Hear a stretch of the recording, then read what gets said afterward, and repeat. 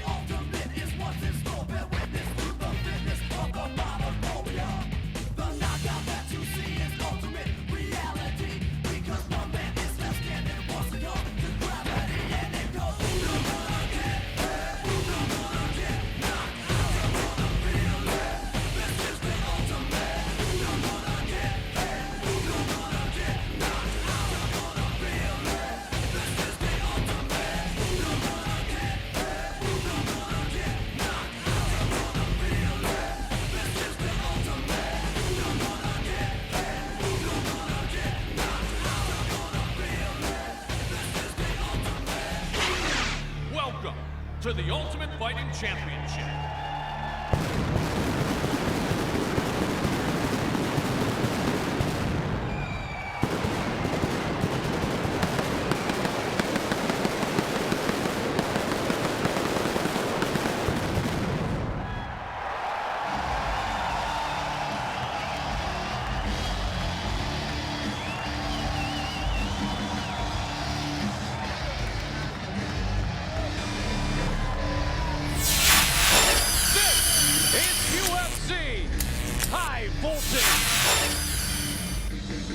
Oh, what a night for the Ultimate Fighting Championship. Hi again, everybody. I'm Mike Goldberg, and welcome once again to Las Vegas, as the fight capital of the world is center stage to the greatest mixed martial arts event in the world again this evening, the Ultimate Fighting Championship.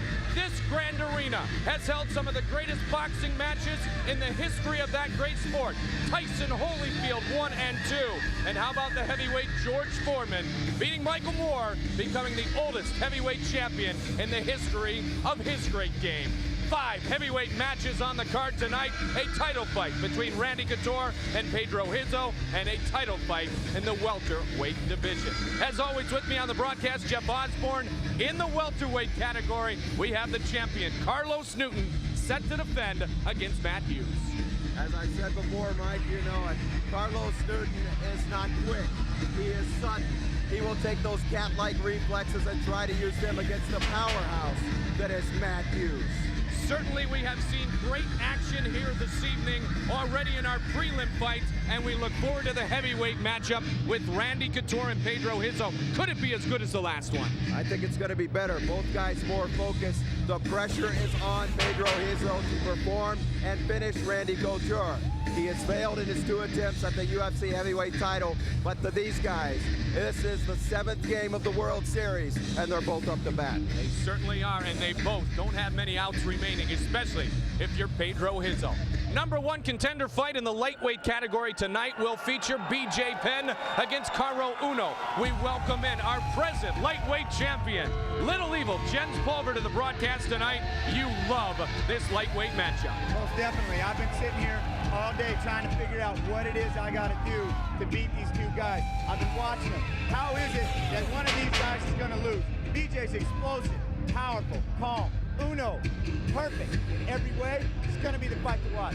Guaranteed. Now, certainly guaranteed, and they are both great fighters. BJ Penn and Caro Uno set to go tonight. The winner, we already know officially, gents, gets to fight for your belt coming up soon. So we are set for UFC High Voltage here from the MGM Grand Arena. Let's tell you again how you are victorious in the UFC.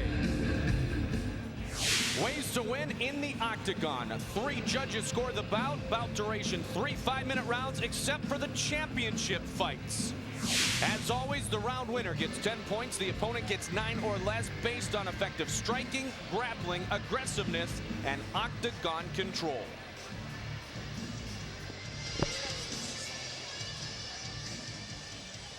The electricity building inside the MGM Grand.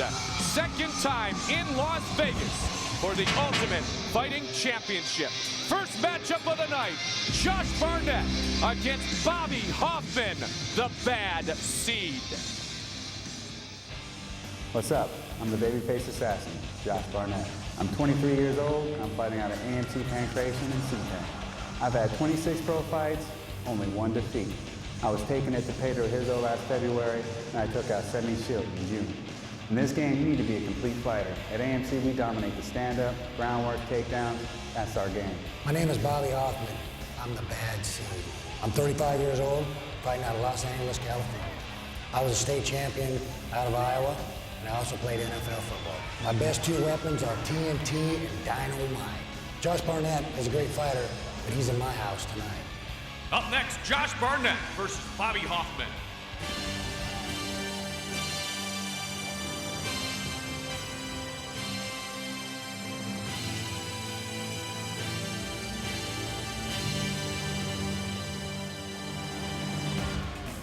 Now entering the octagon, he is a boxer and a wrestler with a mixed martial arts record of 26-3-1.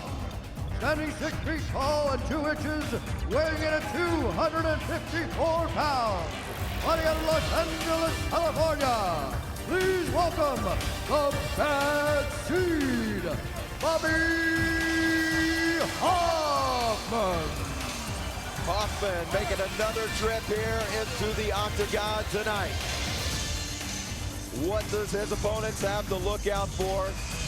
The bomb. Hoffman can throw them, and they can come out of nowhere. Sturdy, heavy hands for Bobby Hoffman, fighting out of Los Angeles, California, and he is definitely known for his toughness. The heavy hitter, as we said, very, very strong. He is known to be one of the toughest men to step into mixed martial arts. His opponent tonight, the baby-faced assassin, Josh Barnett.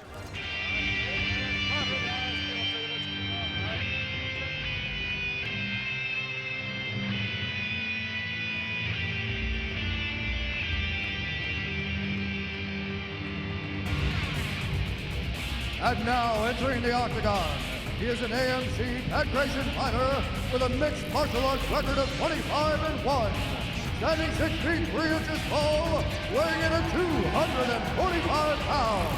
Fighting out of Seattle, Washington, please welcome the baby-faced assassin, Josh Barnett.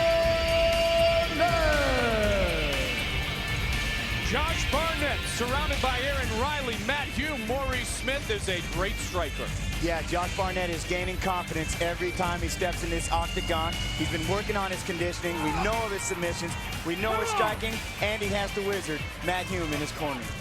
Down another 10 pounds since the last time we saw Josh Barnett. Tail of the tape for our heavyweight fight to begin things this evening. The pancration expert at 23 years old, 12 years older, is Bobby Hoffman. Weight should not be a factor. Both of these fighters have great power. Hoffman and Barnett, one of 5 heavyweight fights on the card this evening. To start the night out, here's our referee, Big John McCarthy. Are you ready? All right, the Bad Seed against the babyface assassin. There will be no shortage of energy here in this matchup. Before the round started, Josh Barnett was saying, "Bring it, Bobby, bring it." The big guns tying up here. Hoffman forcing him into the fence. The last time these two met in Hawaii, it was Josh who laid in a bunch of knees, and there's a takedown. Nice one by Bobby Hoffman. Big takedown indeed, as Hoffman showing his great power. and quickly working the guard is Josh Barnett. Back into control, looking at an arm triangle. He is squeezing that tight, but he can't get the head around that shoulder to make it as effective as he wanted. But I think it did bring in some irritation to Bobby Hoffman. Josh Barnett, his only loss in the UFC, a great fight at UFC 30 against Pedro Rizzo. That was his first loss in mixed martial arts. And a great fight indeed. You don't compile a record like that and not get into the UFC. You see Josh Barnett working the legs up high. He may force an arm through, and good job by Hoffman, standing straight up, relieving the pressure and getting out. I mean, Bobby Hoffman, Jens, is all about ground and pound. Oh yeah, he's a big, massive individual with nothing but a go-go type of attitude. He really wants to lay the pain on you, but unfortunately, his standing up to punch is getting him in trouble because a man like Barnett can move, and he can get the arm bars. You cannot overextend that arm into a dangerous position. Barnett, we think of him because we've seen his last few strikes demonstrated with a wide array of fights with strikes in him. We forget that Josh Barnett's pretty good on the ground, too, and is very good in submissions. He's finished a lot of guys by submission. Look at Hoffman there. Great positioning by Barnett. Hoffman almost getting the mount, with Barnett working the legs through. There's the bomb. I don't know if that's TNT or dynamite, but that is what Bobby Hoffman certainly brings to the table. Former Iowa State champion in wrestling, former NFL football player with the Cleveland Browns. Hoffman has got to watch that left arm. Nice driving forward with that forearm. Look out for the knee bar. And he chokes good. Hoffman knew. Barnett, a midsection shot to Bobby Hoffman. Many people have questioned the conditioning of Bobby Hoffman. He has left the Militich camp. He has moved on to other camps. Not sure what his mindset is going in here. Yeah, but one thing we know for sure about Josh Barnett, he will go and go and go, no matter who it is he's fighting. One thing he's showing in here, he is fluid. Upstairs, downstairs. Barnett is a good fighter. This fight scheduled for 3 5-minute rounds. The two title fights, 5 5-minute rounds. Being overlooked is the story of my life, says Josh Barnett. From wrestling to football to this with the takedown. He wants tonight to be another evening in which more people acknowledge his great skills, and he's only 23 years old. Many years left in this sport. You see Barnett, short forearms, that will frustrate an opponent and create openings. Look for Barnett to try and pass that guard. Hoffman's legs are open as Josh, there he is, right there, the full mounted position on Hoffman. Hoffman staying clinched above, trying not to allow Barnett to get any freedom to work his hands. Instead, a good bit of improvisation there, but the reversal by Bobby Hoffman. How good was that? That was amazing. Smash him down with his chest, create the space, goes for the armbar. Hoffman pulls out, immediately spins back into the guard. I said, Barnett is moving on the ground. He uses those shoulders and forces the upper chest down. There's that armbar. Hoffman continuously getting out of the arm bars. Back into the half guard once again of the baby-faced assassin, Josh Barnett. Watch your chin, watch your chin, I think Bobby. we'll be looking for, you know, how long can he avoid those arm bars? How long can he avoid these submission attempts? You know, Barnett needs to get moving from this position, but at the same time, he has been really fluidly moving and putting Bobby in nothing but trouble. How long can Bobby hold on? At this point, little offense and a whole lot of defense. Final 30 seconds of round number 1. Born in Seattle, fighting out of Seattle, and working with, as Jens calls him, the wizard, Matt Hume, young Josh Barnett, and Bobby Hoffman going at it big time here in the first 5 minutes. Did you see what Bobby Hoffman's complaining about? I think he feels his thumb was jammed into his eye. Barnett was trying to pick his face up. See, he's still holding that eye. Referee didn't see the foul. Bobby Hoffman feels there is one. I'm sure we're going to hear something here in a minute. Yeah, he's voicing his displeasure right there. Barnett, a cut on the forehead. Hoffman complaining of probably an accidental eye gouge. Josh Barnett's a great sport. He wouldn't do it intentionally. I agree 100%. I agree 100%. Fans, an opportunity for you tonight. Dial in on the internet, UFC.tv. Join in the scoring process. Online scoring, plus an opportunity to pick your favorite fight of the year 2001. UFC.tv. Was it Penn Thomas? Was it Sarah Carter? Was it the #1 matchup between Couture and Rizzo? And once again, online scoring this evening at www.ufc.tv.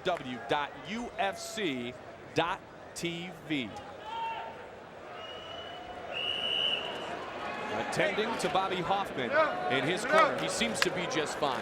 And I agree with you, Jeff. Accidental at best. Getting a little frustrated there. He can't let it get to him against a guy like Josh Barnett. Barnett apologizing there. Yep. And we're getting on the second round. I don't think you can anger him anymore because Bobby Hoffman comes out with that anger in his spirit already. Oh, good uppercut by Barnett, and that landed. I've never seen Hoffman throw too many kicks. He tried to throw a kick at Barnett. Not much hip movement, torque of the hip over, not much power behind it. Takedown, Josh Barnett. Bobby Hoffman, the current king of the cage heavyweight champion, and Josh Barnett trying to continue his meteoric rise towards a potential heavyweight collision with Couture or Rizzo or someone else down the line. Barnett has changed his body completely from a couple of fights ago, UFC 30 to UFC 32 about 5 weeks ago. He was able to cut his body fat from 19% to 14%. That actually was at the Meadowlands at UFC 32, pardon me. Then coming in the last time at Mandalay Bay as a fan, coming in tonight into the MGM Grand and firing away at will. Watch your fingers. Speaking of body, he is working Bobby Hoffman's right now and doing a real good job of doing it. Body, coming to the head when Hoffman drops the arm. Scoring the points, waiting for the opportunity to pass the guards, got him pushed up against the cage. Scoring great points, throwing good elbows, working that body, working that head. Hoffman's in trouble and needs to get moving. Josh Barnett has the hip movement of a lightweight.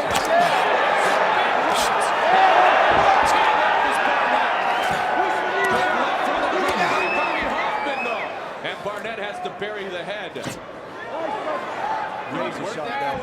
Yeah, can't work the point of the elbow, Jens, as you well know, but you can work those forearms. As long as it's coming in an arcing motion and not straight down, Morton, feel free to fly away with them. The forearm is fine. All that weight on top of Hoffman. Both guys very heavy. Hoffman looking incredible shape in the weigh-ins. Keep working, looking good, guys. We are nearing the halfway point here in round 2. And he is in the half guard of Hoffman. Barnett, you see him pushing off on the leg. And he stands up. Hoffman. Josh Barnett driving forward. Look at those. Good hip movement, as I talked about moments ago. Able to pass that guard and get side control. Yeah, he definitely doesn't move like a big man when it comes to passing that guard and down between the legs. He's got a real advantage there. And look at the way he's scoring, with the knees, with the elbows, with the punches. He's tying up the wrists. Barnett is out there and he is thinking. He has been trained well. He just stays busy, which is becoming the moniker of Team Quest. Stay busy. Throw strikes from every position, be it the knee, be it the forearm, be it a punch or a kick. Just stay busy, and that is what Barnett has done to dominate the early part of round 2s thus far. He's throwing those elbows, and he'll retaliate immediately and fire another knee. No elbows here, don't bring an elbow down. Don't bring an elbow down. You hear John McCarthy talking about what I alluded to before. You cannot bring the point of the elbow down in an illegal downward motion to the head, but you can use the elbow from a sideways position, and that is what McCarthy was just talking about. Yeah, the elbow has to have that arch going through it like you're throwing it. You don't want to drop it straight down, but I think he's doing what most of the time has been a legal forearm. But maybe he's getting too much elbow in there, maybe not enough arc, but whatever it is, it's effective. No question about it. No question about it. Doing a great job. McCarthy's right on top of things here. Side control still, Jeff. Come on, let's work. Using that, look at him driving his chest down. Using those forearms, or maybe a cut on Hoffman's head. Can't really tell. Small trickle of blood. Yes, there is a slight cut. Barnett sees it. Barnett sees it and tries to seize it. Now he's taking the weights over and over again. In total control here. And it's over. It's over. Hoffman is tapped. And Josh Barnett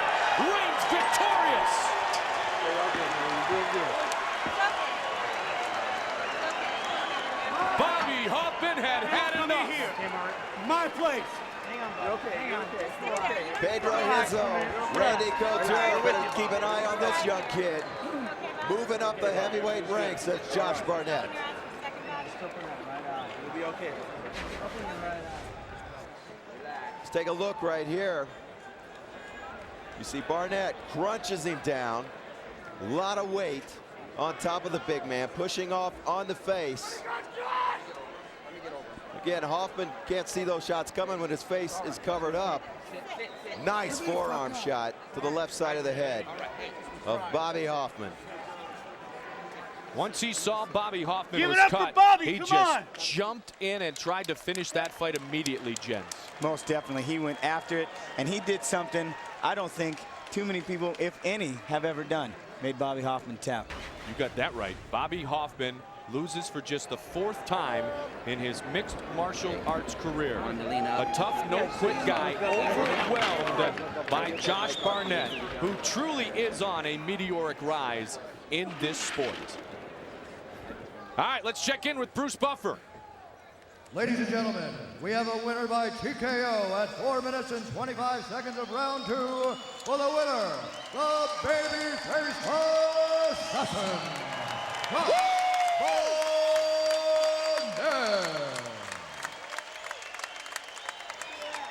The baby-faced assassin, Josh Barnett, victorious here in the octagon in what he is calling his house tonight. Ryan Bennett. All right, Mike. The babyface assassin living up to his name. And I tell you what, Josh, talk to me about this second round. Bobby's a guy that doesn't tap, period. What did you do in that second round to make him tap? First of all, I'd just like to say, is that what you guys came to see tonight? Huh? Make some noise, huh? UFC, let's hear it, baby. It's for you. He's a tough son of a gun, man. I must have just got the right shots on him, you know. Anybody can get knocked out and get dazed or whatever. My jaw's a little sore. He's got power. Take me through the replay. We're going to get a look at this on the screen here. Take me through it right here. Well, I had a personality disorder. I thought I was Bobby Hoffman, so I started grounding and pounding. But I got the howdy, little cross-arm choke, went for the cut, and just wanted to make him move and move, use his energy. And when he opens up, it's my time to hit the heavy shots. And are you ready for the title? You ready for a title fight? That's my title. They're ready to give it up to me, I hope. All right, Josh Barnett, winner tonight in the UFC. I'd like to give thanks to Tap Out, my sponsor, Matt, one of my best girlfriend in the world, Shannon Hooper, Roman, TK, everybody here. The Lord, it's all about us, baby. It is all about that young man right now. We start with a great heavyweight match on a great night of fights from here at the MGM Grand. Josh Barnett defeats Bobby Hoffman to open things up.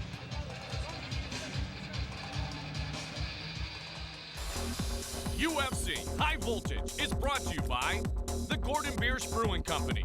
Beer like it ought to be. The MGM Grand Resort and Casino in Las Vegas. And the new UFC Tap Out video game from Crave Entertainment. Exclusively for the Microsoft Xbox game console and in stores this November. Oh, it is absolutely electric in here this evening. The Grand Arena at MGM Grand. And if you want to talk about a highly anticipated matchup, I introduce to you the #1 contender fight on the card tonight. The lightweights, Carl Uno against BJ Penn. The winner to fight Jens Pulver for his belt. My name is Kaoru Uno, 26 years old from Kanagawa, Japan. I was shooter champion, now fighting in UFC. I'm happy fighting in Las Vegas. My name is BJ Penn, they call me the Prodigy. I'm 22 years old, I'm fighting out of Wainaku, Hilo, Hawaii. I'm the most decorated jiu-jitsu athlete in America. I'm the first non-Brazilian to win the world championships at the black belt level. I've beaten Joey Gilbert and Dean Thomas in the UFC. My goal is to be champion, and this is the next step to that goal. Coming up next, BJ Penn versus Kaoru Uno.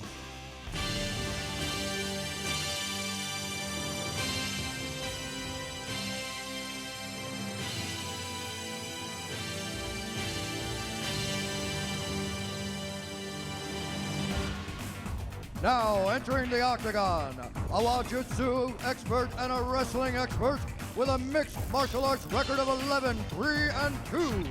Standing 5 feet 7 inches tall, weighing in at 153 pounds. Fighting out of Kanagawa, Japan. Please welcome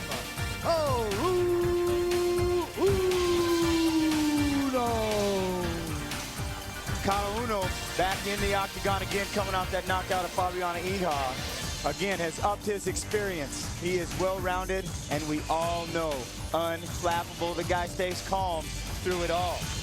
I cannot wait to see what he's going to do in this fight. Well, he is unflappable, and many wonder if BJ Penn is feeling the pressure of the height as Uno prepares mentally.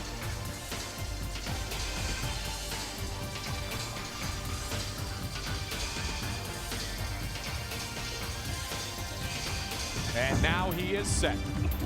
Couture Uno, a great traditionalist, set to take on the prodigy, BJ Penn.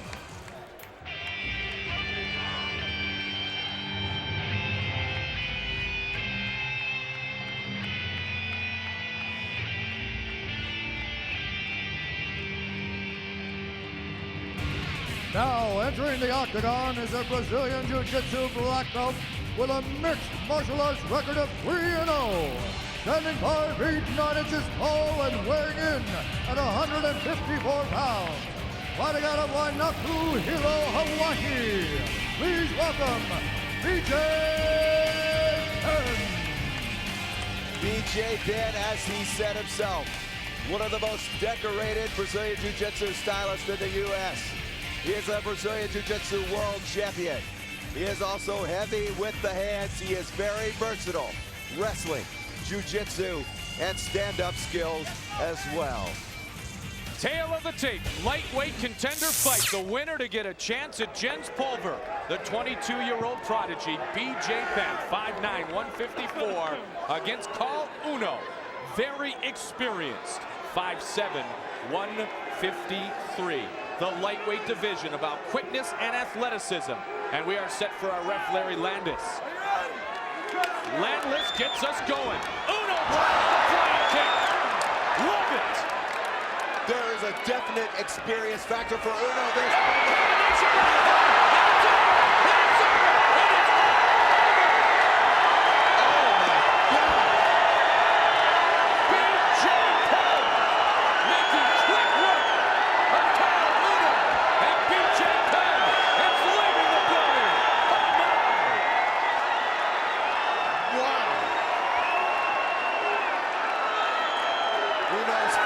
Trying to get up.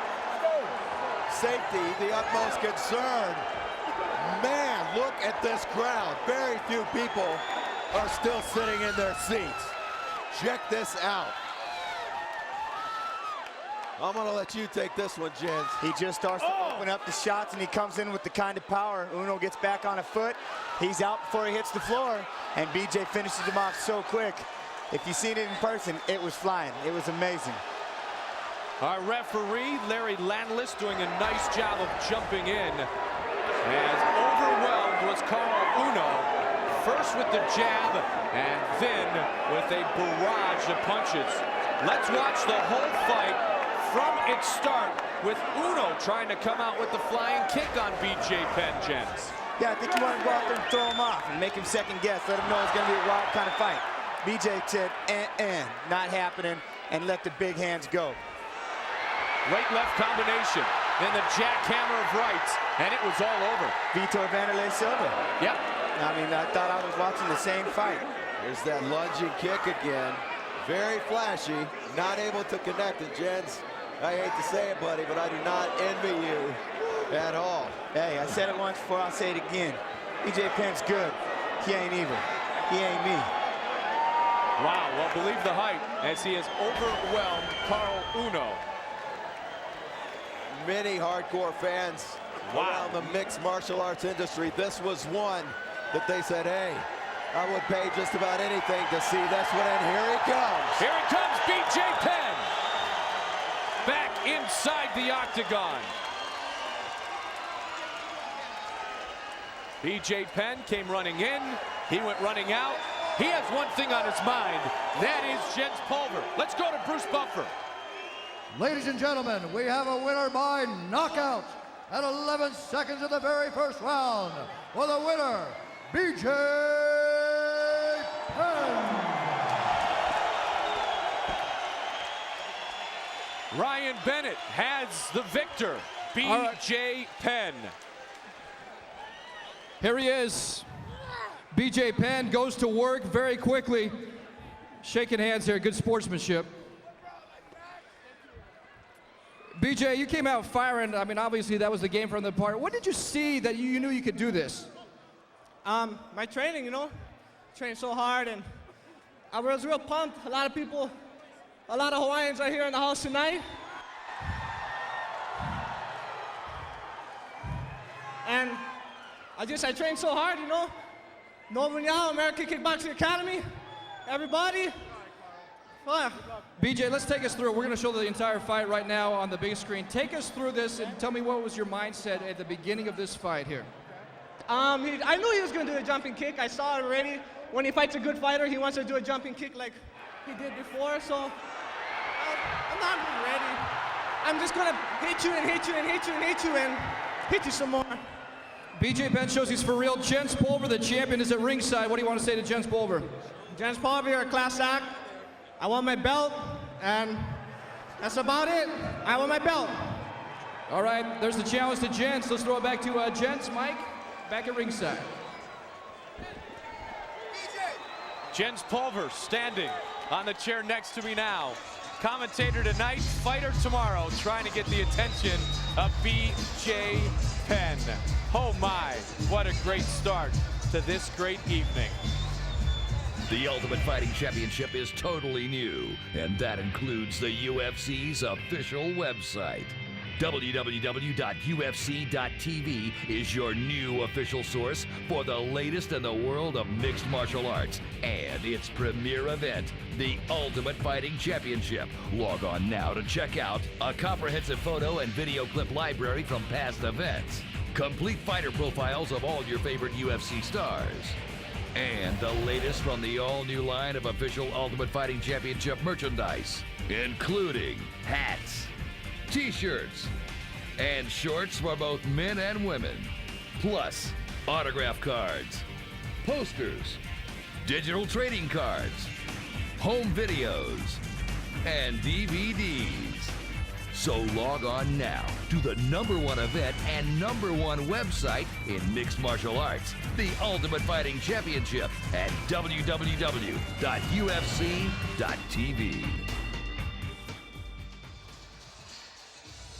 Wow, what a fight, what a finish for Baby J, BJ Penn, the man they call the Prodigy. So now, BJ Penn gets his opportunity to fight in the future against Jens Pulver. Tonight, though, it's High Voltage, brought to you by your friends at the Ultimate Fighting Championship. A heavyweight fight in the cards already. A lightweight fight that did not take long to finish for BJ Penn. And of course, the only subject right now is what's on the mind of the commentator tonight, Jens Pulver, as he gets set to face this man somewhere down the road.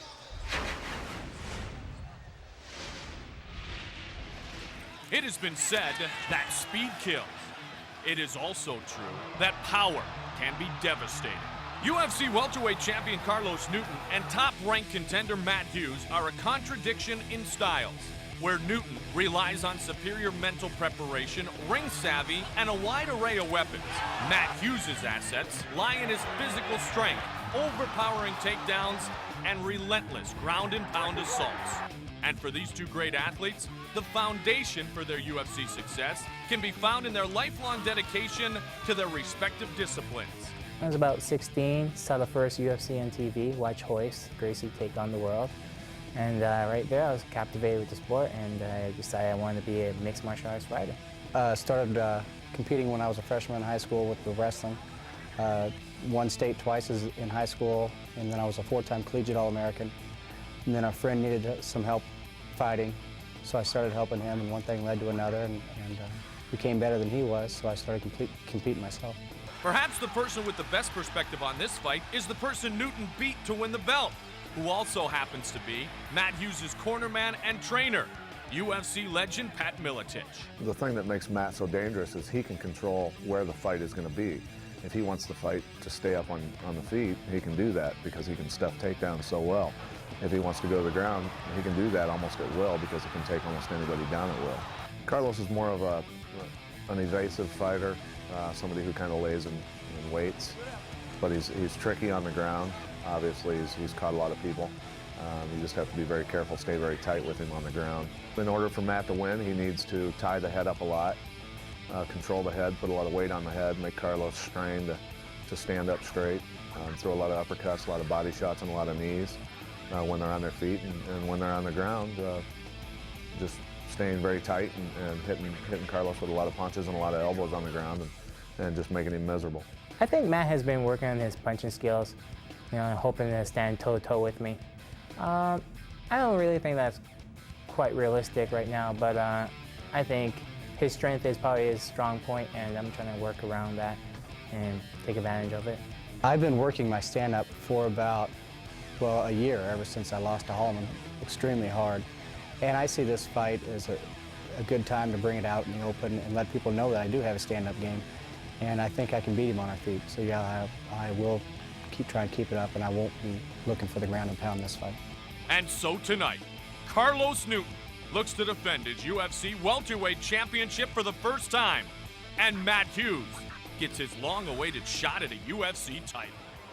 Ladies and gentlemen, this UFC championship bout is sanctioned by the Nevada State Athletic Commission with Dr. Luther Mack, Commissioner. And now, this fight is 5 rounds for the UFC welterweight championship of the world. Introducing first, the challenger standing to my left. He is a Miletich Fighting Systems team member with a mixed martial arts record of 24-3.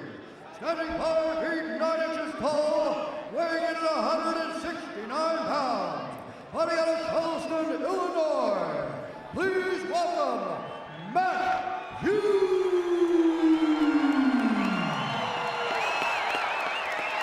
And now, introducing the fighter standing to my right.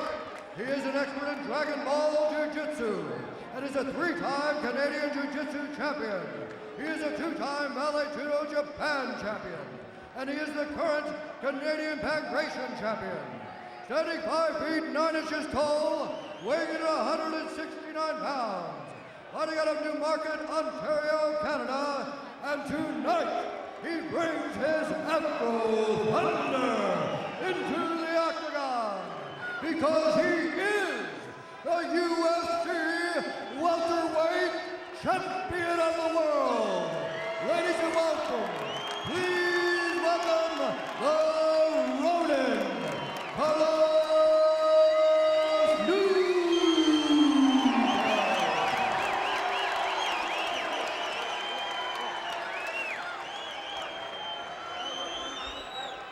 Big John McCarthy will be our referee.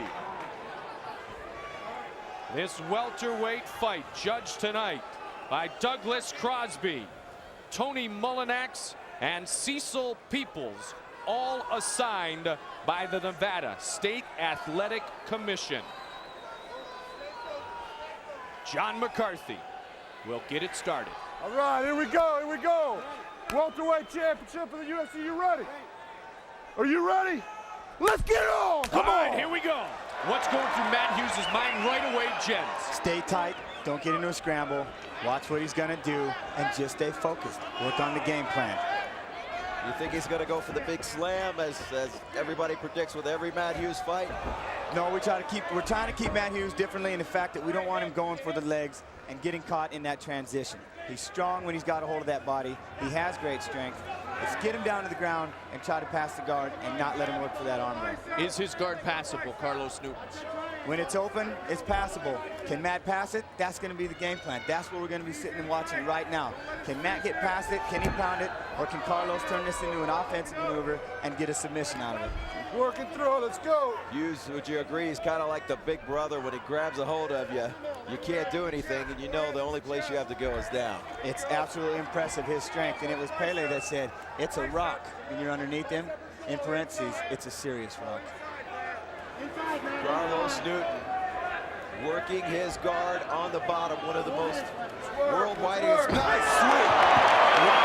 And he's got the foot knocked. And now Newton will try to work on Matt Hughes. He is so quick and so well-versed in every area of this fight game, Carlos Newton.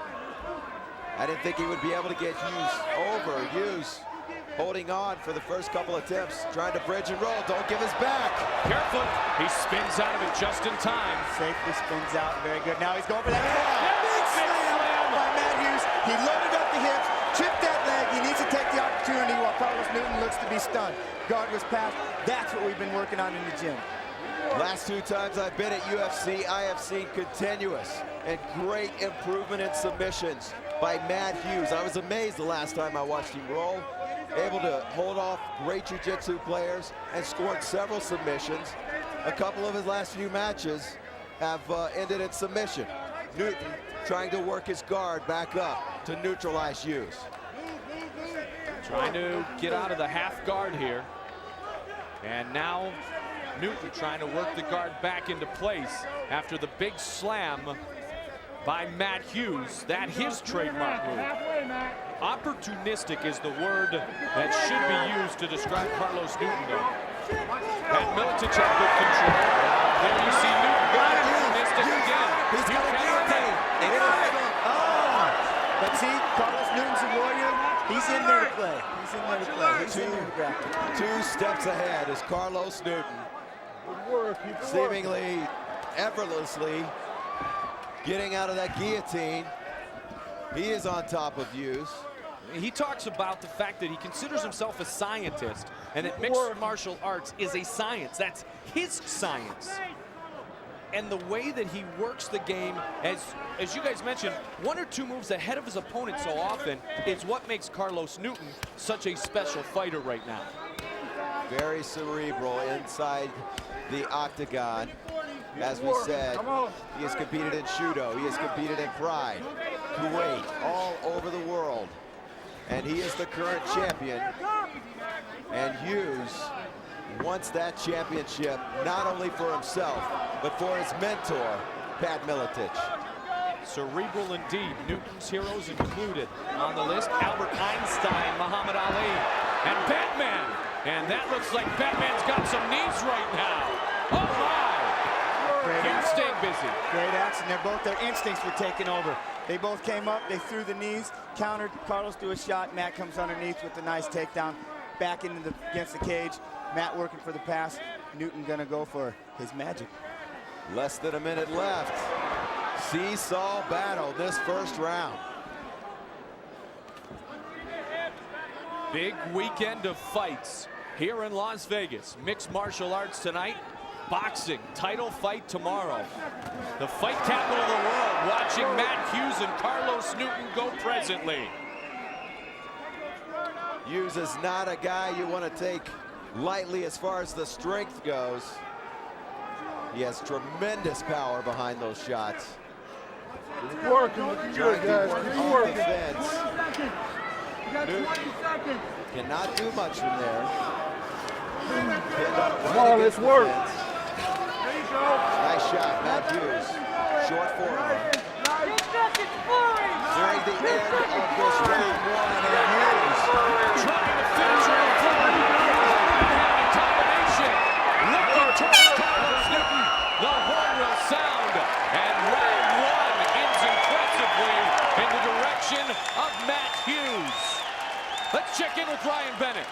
All right, guys, we are with the IBF Junior Welterweight Champion of the World, and of course, he's trying to make that the undisputed tomorrow. Zab Judah fighting tomorrow night right here at the MGM. And I tell you what, Zab, you've been a fight fan of the UFC for a long time. You watched the Gracies. Does that help you relax before a big fight? Well, you know, tomorrow I'm having a big fight, and you know, come in, watch these guys destroy each other.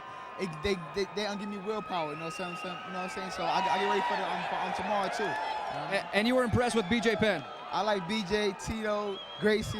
Those guys are great, man. BJ's great. I like him. Yeah, he's great. All right, and will we see 28-0 tomorrow night? Undisputed, undefeated. Zab Judah, baby. There it is, guys. Let's take it back to you at ringside. Oh, what a great fight that will be against Costa Tszyu tomorrow, right here at the MGM Grand. What a great first round, and a little bit of ground and pound mixed up. That style of Matt Hughes is tough to come over when he has it going, Jeff. There you saw it right there on the replay. Pressing it forward. Round 2. Here we go. Carlos Newton tries to get a shot in.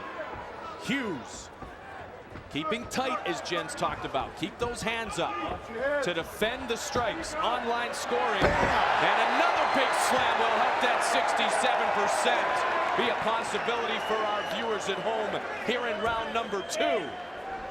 Poetry in motion are those takedowns by Matt Hughes. And it's one of those things, if you notice how that got set up, Newton is doing his usual. He drops down. He doesn't drive forward on his takedowns. Hughes went down to meet him, came up with him in the body lock, and the momentum went up, swept, and down they went. He's been watching that because that's how Newton was taking down Miletich. Miletich would overassert his punch. Newton just dropped straight down, found himself in the legs, lifted. That's the way he gets his takedowns. I mean, Newton has fought 3 guys from the same camp, pretty much simultaneously. Dave Monet, Pat Miletich, now Matt Hughes. He said maybe this camp can get it right. Look out, look out. They are, but the arm's in trouble. Look at the strength of Matt Hughes. Wow. He's holding defense. He cannot hold defense. And McCarthy steps right in. He's got to turn him around. He can't stay up there. Down goes Carlos Newton. He's out. He's out. He's out. Carlos Newton. Matt Hughes is the champion. Carlos Newton. Hughes has a look of disbelief on his face. Look at it. Now he knows it's over. He didn't even know he won the title, Mike. And could he have won it in any better fashion than the slam? That's Matt Hughes. Look at everyone on their feet.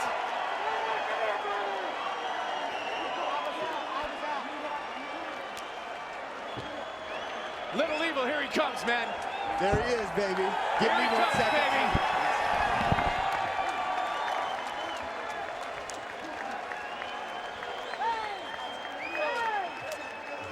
The champion of the world. Let's go to the replay. Jens is up there celebrating. Here is Newton. I thought Matt Hughes was going out. Drops him, and watch Matt Hughes as he sits up out of the triangle as Newton went out. Another look from the top, a better vantage point. Bam! He hit the side of his head. Yep. Holding on, you know, sometimes it works. It worked for Hoffman. This time it didn't work for Newton.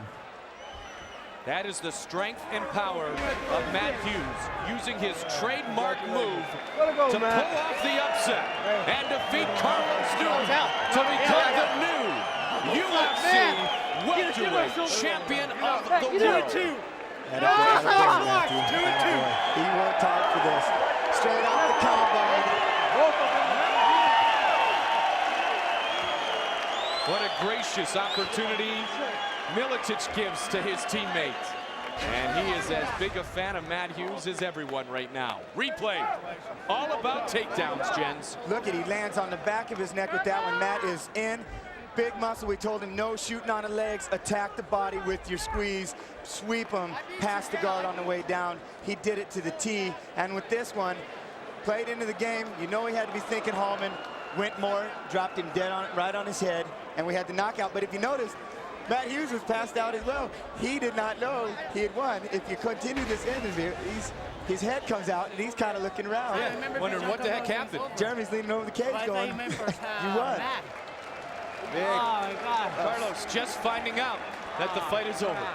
Sort of a pseudo power bomb there as Matt Hughes. One day. Matt Hughes reigns victorious. Here is Bruce Buffer.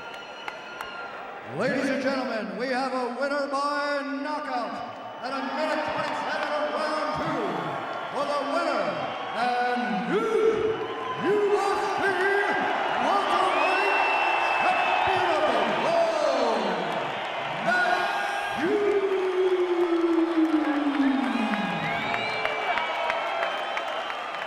Matt Hughes was a tremendous underdog. Matt Hughes is the new champion. He is in the octagon with Ryan Bennett. Ryan. All right, folks, he is your new champion, Matt Hughes. Matt, a lot of people had you as an underdog in this. Did that add fuel to the fire? Not whatsoever. I'm a pretty easygoing guy, and I could really care less what the betting line was. Could care less. Let's take you through the replay. And you did this a lot in this fight. Talk about your takedowns and really some body slams. Here's a look at it. Yeah, I just had a good position, and I was able to capitalize on it. I had an angle on him. You know, Carlos is great at takedowns and defending takedowns, but I'm just, you know, a four-time collegiate All-American. I just had the upper hand there. Real quick, your camps battled Carlos Newton. You are the guy that got it. What does that say about Matt Hughes tonight, folks? You're going to have to excuse me. I'm just waking up from a dream. Guys, this is awesome. All right, he is Matt Hughes. He is your champion. Let's go back to ringside. Thank you very much, Ryan. A great moment for Matt Hughes. He and his twin brother Mark used to pound each other on the farm as young boys, and now he is truly on top of the world. Carlos Newton, a great show of respect to the man who just took what belonged to him, the welterweight belt. Ryan is grabbing the Ronin, Carlos Newton. All right, some good sportsmanship. Carlos, you've been the champ. You did everybody proud. Talk about this fight tonight. How powerful is Matt Hughes? Well, he's strong. That dude's strong. Did he surprise you with his strength? No, I can't expect him to be that strong. I expected him to be that strong. You're a guy who's going through medical school. You've been the champ. What's up next for Carlos Newton? Let's take my time, get better. I'll be back. We got the takedown. We want to show you because I know you didn't get a chance to really, you know, you felt it. You didn't get a chance to see it there. Let's take one quick peek at it. Tell us what happened, though. How did he take you down over and over? Actually, I thought I choked him out. And that's why he dropped. And then Big John said, let go. And I was like, oh, what's going on? I could have swore he was out. We're both out. Yeah, I think we're both out. Because I believe that was the only reason he fell to the ground, because he was choked out. And then dropped. My head got rang while I was still there, but you know, what can I say? It seems to me like we're both out. Okay, Carlos, you've been a great champion. Congratulations. Yeah, well, I wish Matt good luck. You know, he's going to be a great champ, too. Thanks a lot. Carlos Newton, back to you guys at ringside. I'll tell you what, yes, it was a photo finish, to say the least. And we may see these two again another day. The fans once again would welcome that opportunity. Coming up, January 11th, 2 title fights. Dave Manet in the middleweight category, his first defense against Murillo Bustamante. And now we know in the lightweight title fight, it will be Little Evil Jens Pulver against BJ Penn. We are taking the UFC back east. So get ready, New England. Get ready, Connecticut, Massachusetts, New Hampshire. You name it, we will be there at Mohegan Sun on January 11th for UFC Throwdown. But before that, we will put a great cap on a great year 2001 for you. Ring in the holiday season with Ultimate Fighting Championship. Best of 2001. 2 hours of the fights that made this year the UFC's best ever. Let's get it on! Come on! All of your favorite UFC stars and their unforgettable fights from 2001, including 3 fights that have never been televised. Ultimate Fighting Championship. Best of 2001. Saturday, December 15th on pay-per-view.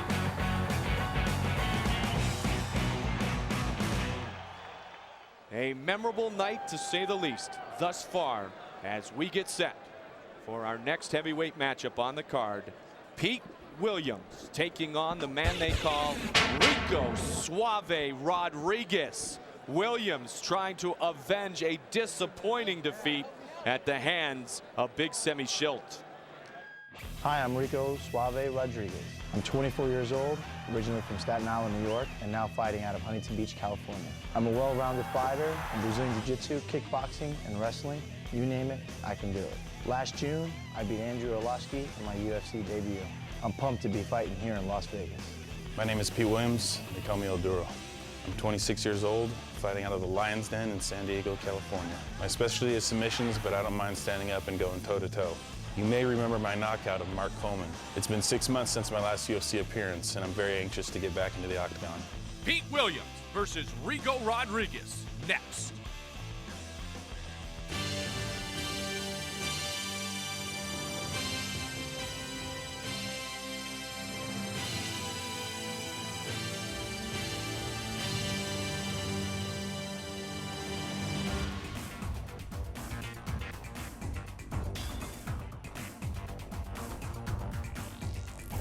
Now entering the octagon is a freestyle fighter with a mixed martial arts record of 6-1. Standing 6 feet 3 inches tall, weighing in at 240 pounds, and fighting for team punishment out of Huntington Beach, California.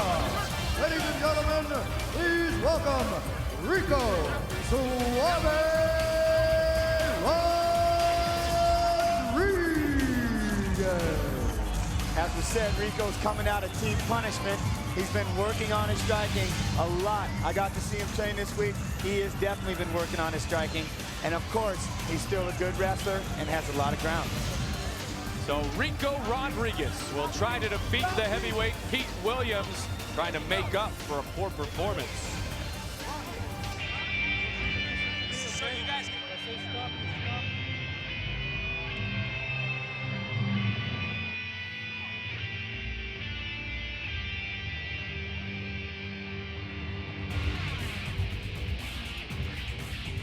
Now entering the octagon is a submission fighter with a mixed martial arts record of 8-3. Standing 6 feet 3 inches tall, weighing in at 230 pounds. Fighting out of the Lion's Den in San Diego, California. Please welcome El Duro, Pete Williams. Jim Shamrock and the Lion's Den in his corner. He is a good wrestler, well-versed in submissions. And as I said, a product of Ken Shamrock's Lion's Den. And Pete Williams said, I feel awesome. And he looks to be in the best shape of his fighting career. Tail of the tape, Pete Williams, Rico Rodriguez. Jiu-jitsu against submission. 2 years older is Williams. 10 pounds heavier is Rico Rodriguez. A leaner Rico Rodriguez still with a weight advantage tonight. Can he finish? That is one question. And Pete Williams trying to get things going here tonight. Mario Yamasaki, our referee. Are you ready? Are you ready? Are you ready? Let's go! Last time it was Semi Schilt with that huge reach. Now it's someone more his own size. Rico Rodriguez for Pete Williams. Rodriguez at one time weighed nearly 300 pounds, throwing a combo. You got to give a stand-up edge to Pete Williams, most people say, but Rodriguez has been working on the stand-up game. Williams with a double leg, though Rodriguez shoots. He does have a wrestling background. That was definitely a good slip of that punch, come back with a counter kick, and then Rico was ready to come with the takedown. That was a good series right there. Mark Kerr, someone who has worked with Rico in the past, helping him with some wrestling skills. A former UFC champion and NCAA champion at Syracuse. Rodriguez 6-1, Williams 8-3. So two pretty experienced fighters who have two styles that differ slightly, but not altered as much as maybe some of the other matchups we've seen here tonight. Now, Rodriguez, a product of Machado Jiu-Jitsu. Legendary, that family of Brazilian Jiu-Jitsu. He is driving forward on Pete Williams now of the Lion's Den. Short forearm by Rico Rodriguez, trying to create that opening. Pete's favorite move is the knee bar. He's going to try to keep as much size as possible for this fight with this big man, Rico Rodriguez. Here's Ken Shamrock in the corner. Don't let him relax. Hammer. Yes. Come over the top, bro. Push up the face. Press the elbow again. 3:15 remains in round number one. 3 5-minute rounds scheduled for this fight. Oh, there's a good shot by Rico Rodriguez. Push on the shoulder. This could be one of the more evenly matched fights on the show. Both very similar as far as their physical attributes go. They're both firing away. As Williams tried to push forward, he's working for the arms. Rodriguez wise to that. Pulls the arm back out. Yes, another one. From there, bro. Definitely give Pete Williams credit, though. He is keeping the guard open. He is trying to move his hips. He's trying to work on the bottom. But Rico's doing a real good job of pressing the corner and coming with those Tito-style elbows. Training with Tito and team punishment now, Rico Rodriguez. Watch the fence. Oh, there's a good shot that lands. Keep in mind, if referee Mario Yamazaki feels the match would get stale, he has the option of standing both guys up on their feet. Williams trying to create the distance and possibly stand up. But Rodriguez presses the fight forward.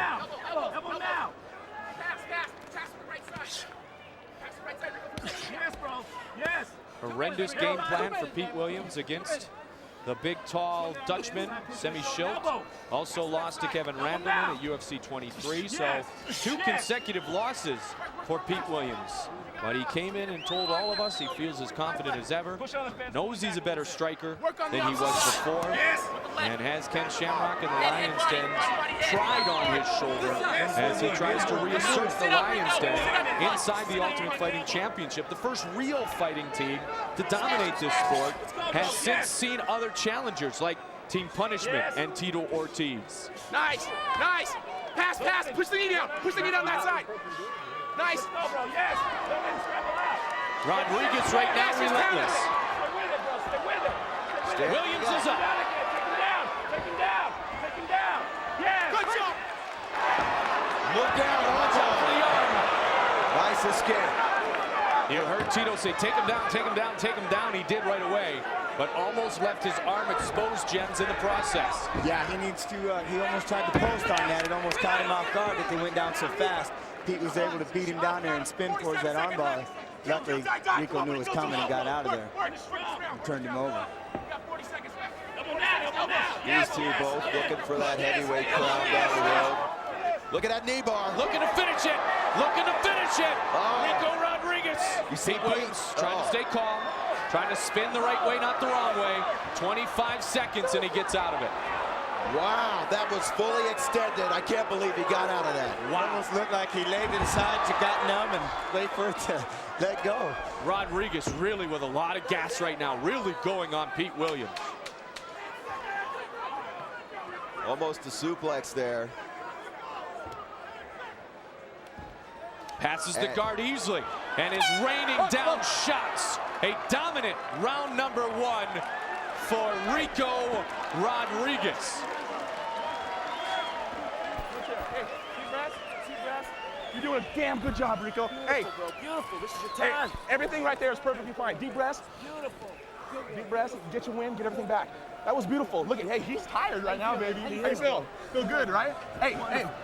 Yeah. Your hands fucking up, all right? Keep the fucking left. Let's go to one of the replays here. What position? You're circling your There you see him sweep that right leg over and watch as he pushes his hips forward. This can hyperextend the knee. I don't know how Williams got out of that, but that, look at him, he twists his leg as Rico pressing those hips forward, not able to get that submission. Williams, man, I can't believe he got out of that. Great escape. Round 2 set to begin here in beautiful Las Vegas, Nevada. Last minute instructions from Vernon Tiger White and Ken Shamrock. Online scoring, 58% give round 1 to Rico Rodriguez. Round 2 underway.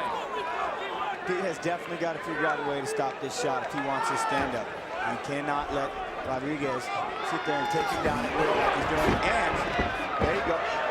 Ain't a punch there. Rodriguez shows his back though. And now Pete will have a chance to work. But Rodriguez has the Brazilian Jiu-Jitsu background, as we talked about, so he's comfortable in this position, Jens. Yeah, definitely. These two fighters seem to be a lot more evenly matched than it looked like on paper. I mean, we're watching it. Both of them want to be in the other person's guard. Both of them want to go to the ground, but they're doing some stand-up to set it up. This is definitely a good fight. And at this point, I'm really not seeing who's going to make the difference that's going to pull this one out, you know, and get this fight done early. These two great competitors have trained together in the past, have the ultimate of respect Look out for each other. Giving it back. Williams, what can he do from here, Jeff? He's got to get the hooks. Didn't do it. Excellent job of Rico Rodriguez rolling through and escaping that potential rear naked choke. Now Pete acknowledging that certainly Rico has focused more on his ground game recently. Still thinks his stand-up is suspect, but he knows submissions are a factor in the arsenal of Rico Rodriguez. Rodriguez, very well known in the country, the United Arab Emirates, went to the ADCC World Submission Wrestling Championships and did very well, winning it 2 years in a row. Runner-up the last 2 years, so he definitely knows his submission wrestling. And he's beaten Goodrich, he's beaten Nagara, and Abu Dhabi. I'll tell you what, this man is very impressive. He's got that on top now. He's really working a good ground and pound game right now. He's sitting on top there. He's trying to pinch one arm off, or he's rolling to the other side and trying to come back and hit with the elbow. He's doing a really good job of attacking any and every area that's going to score points. Rico with lots of respect for Pete Williams. But right now it's all about earning respect for himself and moving up in that heavyweight picture. Before Pete gets up off that knee, he needs to fight those hands and make sure he's got a clear path to getting up so he doesn't take any knees. Great match thus far. Biggest win in Williams' career was his first in the overtime session. One of the most famous knockouts in UFC history with the kick to Coleman. Talking about the knees, the corner of Rico Rodriguez, and he brought one right up. Williams is back down. Rodriguez thus far dominating this round. Landing the forearm smashes. Pete almost seems to be a little bit gassed. I think he's tired of trying to get up. And it's kind of, you know, it kind of breaks the morale when you work all that way to get up and you get taken right back down. Kind of crushes the spirits a little bit. Makes you want to give up hope. Not saying that that's what he's going to do, but at the same time, you can see where it's frustrating. Yeah, you can certainly see the look on frustration on the face of Pete Williams. Okay, looks like he was trying to work for Williams' right arm, maybe just trying to isolate it and work those deep forearm shots down there. Shades of our UFC champ, Tito Ortiz. Nice one right there. Working from close quarters. And there's a good knee to the midsection of Pete Williams. Individually, we've talked about the short shots before. Individually, they won't knock an opponent out. Collectively, though, they will knock an opponent down and wear him down to the point where he's vulnerable, as Pete Williams is here. He has got both hooks in. And now he finishes it. It is all over. Rico Rodriguez has finished Pete Williams. Rodriguez is victorious. Yeah, he definitely just frustrated Pete Williams to the point. He almost kind of bellied out because that's the last resort that he had. Nothing else was working. He was taking the forearms. Camera didn't pick that up, but meeting in the center of the ring was Ken Shamrock and Tito Ortiz shaking hands. Great sportsmanship. Putting to bed a feud that's lasted a while. Watch the frustration that continued to mount. And then when he took the back, and as you said, Jeff got the hooks in, it was all but over. Landed some clean shots to both sides of the head. Mario Yamazaki realizing he is in trouble. I'm going to stop this for the safety of Pete Williams. That is one of the rules. If a fighter cannot intelligently defend himself, then the fight is stopped. That's exactly what happened right there. No reason to have a man take more punishment than needed when he is in such a vulnerable position. As with all sports, not every big game can be great. Baseball, football, boxing. Last UFC was heavily criticized, but that is the reality of this sport. They can all not be gems, but tonight, making a comeback, every fighter on this show has poured their heart out on the line. Now, there's no question about it. Don't let the fact that Pete Williams has now lost 3 straight kid you. He is still a game competitor, but tonight he is defeated by Rico Rodriguez. For the official decision, Bruce Buffer. Ladies and gentlemen, we have a winner at 4 minutes, 2 seconds in the second round by referee stoppage. For the winner, Rizzo.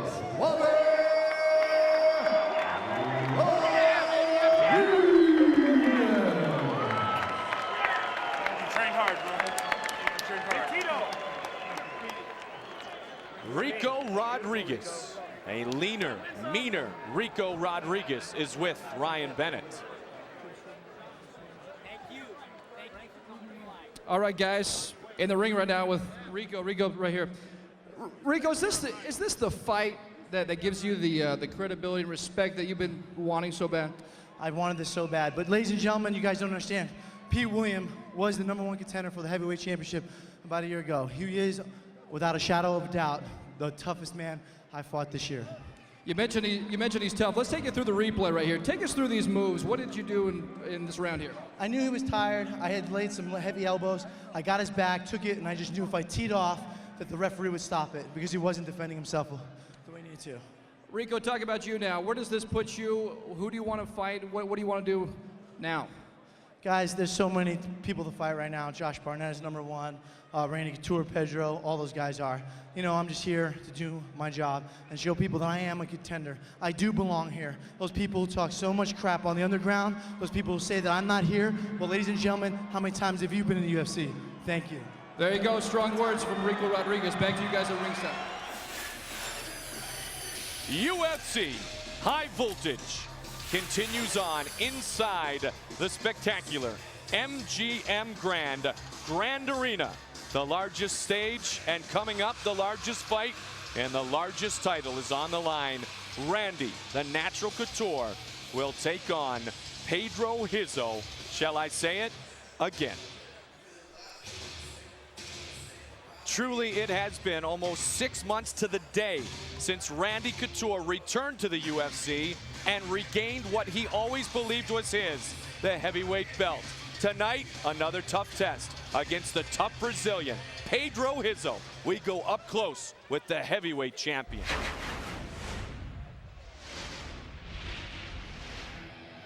The battle between Randy the Natural Couture and Pedro the Rock Rizzo was one of the most exciting back-and-forth fights in UFC history. Let's get it on! Here we go, heavyweight title fight, Couture and Rizzo. And still 60 seconds remains in round one. Couture's trying to finish him. McCarthy's right in there, making sure Rizzo can intelligently defend himself. Rizzo taking tons of punishment here. Couture with rights and more rights. And he finishes another one. Combinations on Rizzo. Rizzo trying to work through this flurry of punches by Randy Couture. Left, and another left. Oh, that was a big kick. That was a fight-changing kick right there. That was a huge kick. Couture with the left and another combination. He's in trouble now. He's in big trouble now. If Rizzo connects, it could end here with still 1 minute and 35 seconds remaining. A jab. Couture has heart, but it seems that Rizzo's now in his world. It's not looking good right here. This fight has been fantastic. Back and forth they go. Good uppercuts there by Randy Couture to open up round number 3. And there's the shoot. Nice. But good takedown defense by Pedro Rizzo. Really good takedown. And you see him get his hands inside. He got the underhook. He wasn't going down. There's a left that connects. Nice left hook. Couture still trying to close in. Nice. And work the uppercuts. Wow. Get him uppercuts. The uppercuts are good. They've been effective. Very good. They're perfect for his style. He just adapted Greco-Roman right into punching. This is Rizzo's game. I don't know what Randy can do here except try to trade punches with a better puncher. There's a shot. He goes down. 5 seconds left. 4, 3. Rizzo finishing with the flurry. Oh, my God. It's all over. Wow. Time has expired. The judges will render a decision. The unanimous decision would go to Couture, but it was clear that not everyone agreed with the judges. I feel really bad. I trained hard to fight. I think I won that fight. I think I lost 2 rounds and I won 3 rounds. No comments, no comments. And as they prepare to put it all on the line again tonight, both have very distinct opinions on the fight that was and the fight that will be. In the first round, I stacked him up pretty nicely against the fence, and instead of passing his guard before I started punching him, I instead punched him from the guard. And I have never in my wrestling or fighting career punched myself out or been in a position where I felt that tired and had to really suck it up and force myself to go back out there and continue. I was fine. But after that I was very, very tired, In the second round, I was trying giving a good punch or good low kick because I was too tired, I could kick him more, but when I watch the tape after fight, I get mad with myself. But I had no power to knock him out, Truthfully, I didn't really think that Pedro deserved a rematch. I won a unanimous decision. I'm sure I won that fight. You can see when Big John lifted his arm, everybody saw, all around the world saw the tape. Everybody saw his face. I got no problem with fighting him again or giving him a rematch. And from a fan perspective, a lot of people loved that fight. It was a back and forth battle, and it was a tough fight. I know he knows that he lost that fight. That's why I think he accepted this rematch, because I think he has to prove to himself that he's the real champion, and I want to prove to myself that I really beat him. My feeling is it'll be easier to compete against Pedro a second time. It was almost 6 months ago to the day that Randy Couture and Pedro Rizzo first met in the octagon.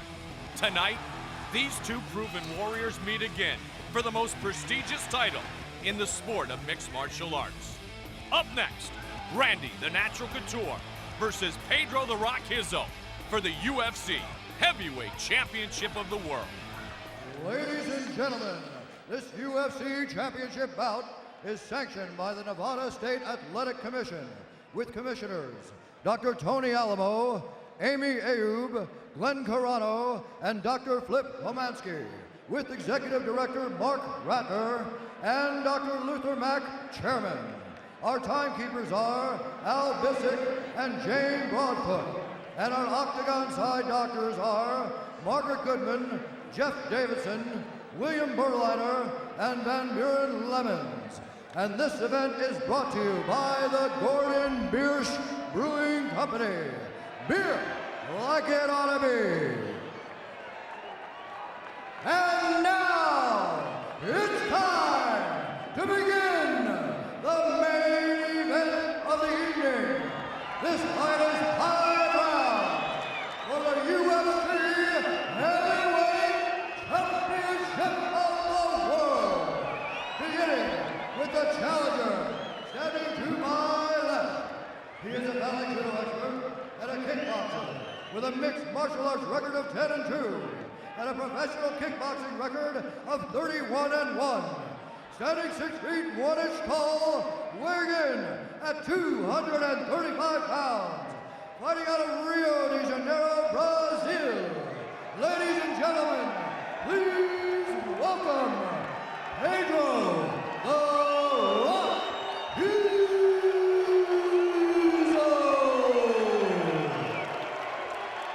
And now, introducing the fighter standing to my right.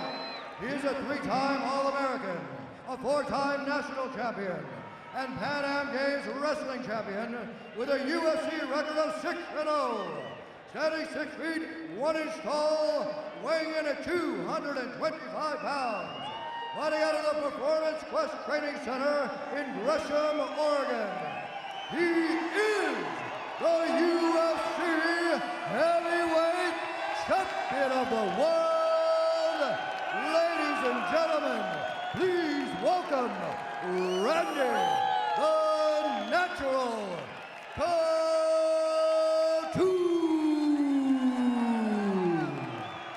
And our referee for this championship bout is Big John McCarthy. So John McCarthy, our referee, our judges, as assigned by the Nevada State Athletic Commission.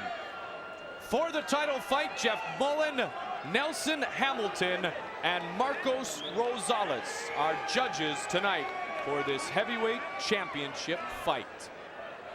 The battle continues. All right, here we go, UFC Heavyweight Championship. Are you ready? Are you ready? Let's get on, come Time on. to finish what they started about 6 months ago. Rizzo and Couture. Good kick by Couture. He's been working out with Maurice Smith. He's going to know how to defend mostly, I would say. Nice leg kick by Randy Couture. That's a book out of Pedro right there, man. A page out of Pedro's book with that quick hit. Jens, when you learn how to kick, does that help you defend the kicks that come your way? Most definitely, because you know you're tired of feeling the sting, and as a wrestler or, you know, Randy Couture in general, you want to give some of those kicks back and maybe do the same thing to them. It's an irritant to know they can blast you with the leg kick and you can't do the same thing back. So it's something that, yeah, you want to learn leg kicks if you ain't got it. Good defense. Very good defense with Randy there, too. Yep.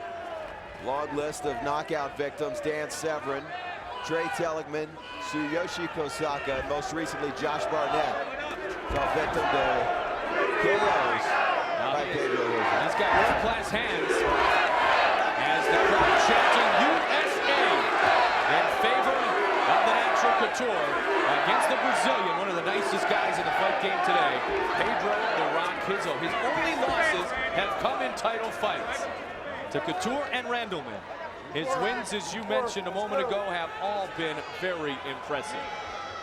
Probably one of the highest knockout ratios in UFC, but Couture is going to be hard to hit. As Jen said, he's working that upper body, clenching Pedro Rizzo, not letting him use those kicks, and tying his arms up. Yeah, Couture showed us the dirty boxing the day he fought Vitor Belfort. Yeah. That was a classic example of the clinch and hit. Now, one thing that Pedro did that I liked a lot was when Randy took a shot, Pedro quickly got the arms on the inside, underhooked, stood him back, brought him back up, and this is the position that we're sitting in, but he did stop the shot. Jens, to some of our new fans watching more recently, explain to them what you mean by dirty boxing. The dirty boxing is come along through a lot of the wrestlers who like to do the clinch, yet continue to punch and knock over the ground, heavy on the head, pummeling inside the position, getting almost hockey style, getting underneath that armpit, and raining an uppercut, coming over the top with the hook, and setting up your body shots. Look at Pedro, like I said, getting him underhooks. He's keeping Randy at bay. He has definitely been working this. His hips are back. Look for Randy to get a single leg and try to dump down his hip. And he does. Perfectly described by the lightweight champion, Jens Pulver. He is in the closed guard of Pedro Rizzo. But this is where this fight was 6 months ago in the first round, with Couture trying to tee off on Rizzo and almost closing him out in the first 5 minutes. There's a shot. Deja vu going on. No question, man. Gotta be wondering what's running through Pedro Rizzo's mind. Don't let him pass the guard, I know that. Trapped up against that fence. Not allowing him to move his head out of there. Not allowing him to work properly off of his back. You like the close guard in this situation for Rizzo, Jens? I think it's a lot safer than he keeping it open, because at least he does have some sort of control on the hips, and he can push Randy Couture back and try and alleviate some of the punishment. When it's open, Couture presses, stacks like he's doing right now, and he slides up into the guard, and then he's a lot closer to that face to land legs, shoulders, elbows, you know, and his punches. I like it when he keeps his legs closed. He has a better chance of keeping the punches at bay and trying to get this thing stood up.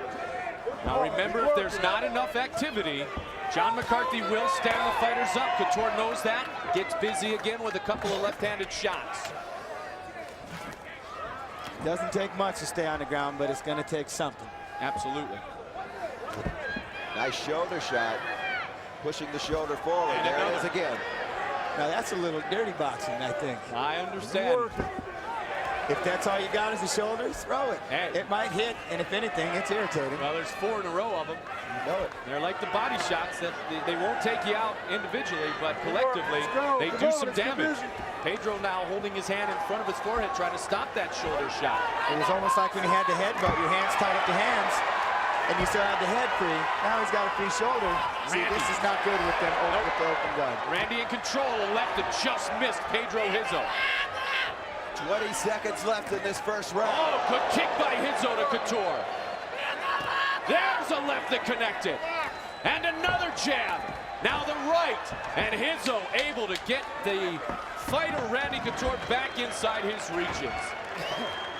Almost a repeat of that first round we saw months ago. Wow. Right there, stop it right there.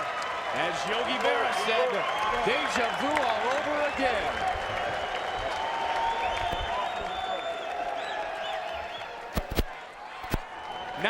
nearly, though, as much damage to Pedro Rizzo as there was in that first round 6 months ago. You agree? Doctors looking him over. They're quickly exiting the octagon. They realize he's okay. He is definitely a warrior. Small cut on the bridge of the nose of Pedro Rizzo. Almost natural when you think about Rizzo fighting, is that cut on the nose.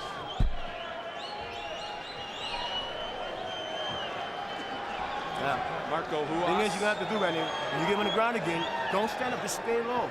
Stay low. If you stand up, you're gonna kick me. Hearing Maurice say, stay low. Maurice in the corner of Randy Couture. Rizzo with Marco Huas in his corner. There's that replay. The shoulder. Shoulder definitely will wear you down. Rizzo was not defending it at first, then he put the hand up. Let's get it on, come on! All right, round 2 underway. This was the round dominated last time by Pedro Rizzo, but Randy made sure not to punch himself out at the end of round 1 like he did in the first fight. Big difference. He's not sucking it up and trying to find a second win. He's still on that first leg. The one thing you're not seeing from Pedro is no kicks. No kicks. He's getting kicked. He's got redness on the inside of his left eye. Randy is backing Pedro up. There we go, and look at the damage. Listen to the smack that makes. If anything, the noise alone is intimidating. It's a world-class kickboxer, folks, and Pedro Rizzo. Muay Thai trained, as devastating a striker as we have in the game today. See, the one thing that Pedro I know does like is he likes you to come at him swinging. He likes to counterpunch you, back up, lull you in, and step up and smack you a shot. See, he won't come forward because he doesn't want to give that takedown. He's trying to lull Randy into chasing after him so he can land those shots. Hook him over the top of the hands and catch him. Combination just missed. Don't forget you can score online, UFC.tv. Score online. Round 1 is in the books. Round 2 here. Heavyweight matchup, main event tonight from the MGM Grand in Las Vegas. Rizzo always very apprehensive. And there's that leg kick again, inside leg kick. The kick, though, was an aggressive move by Couture, and then the counters you talked about, Jens, was Pedro almost all the time waiting for his opponent to strike first. Yeah, he definitely likes to counter. He wants you to make that first move. And Randy landed a great combination right there and finished with another leg kick. It almost looks like Randy is trying to come at Pedro with what works for Pedro. The kicks, the looping hook shots, and then of course it's Rizzo trying to stop the takedowns, but here we go again. The nice setup using that left jab by Couture. And that nose is starting to swell with Rizzo. Good hampers breathing. Couture's corner, Maurice Smith yelling to stay low. Now he's got to stay busy enough but pick his spot to expend his energy. Again up against the fence. With his guard open, and Randy is just leaning forward and really smashing him up against that cage and collapsing any movement from his head and up the body. And it's going to start raining the strikes. Identical to what we saw at the end of round 1, the position that he has Rizzo in round 2. Rizzo closes his guard. But for how long? Not very, as it's opened again.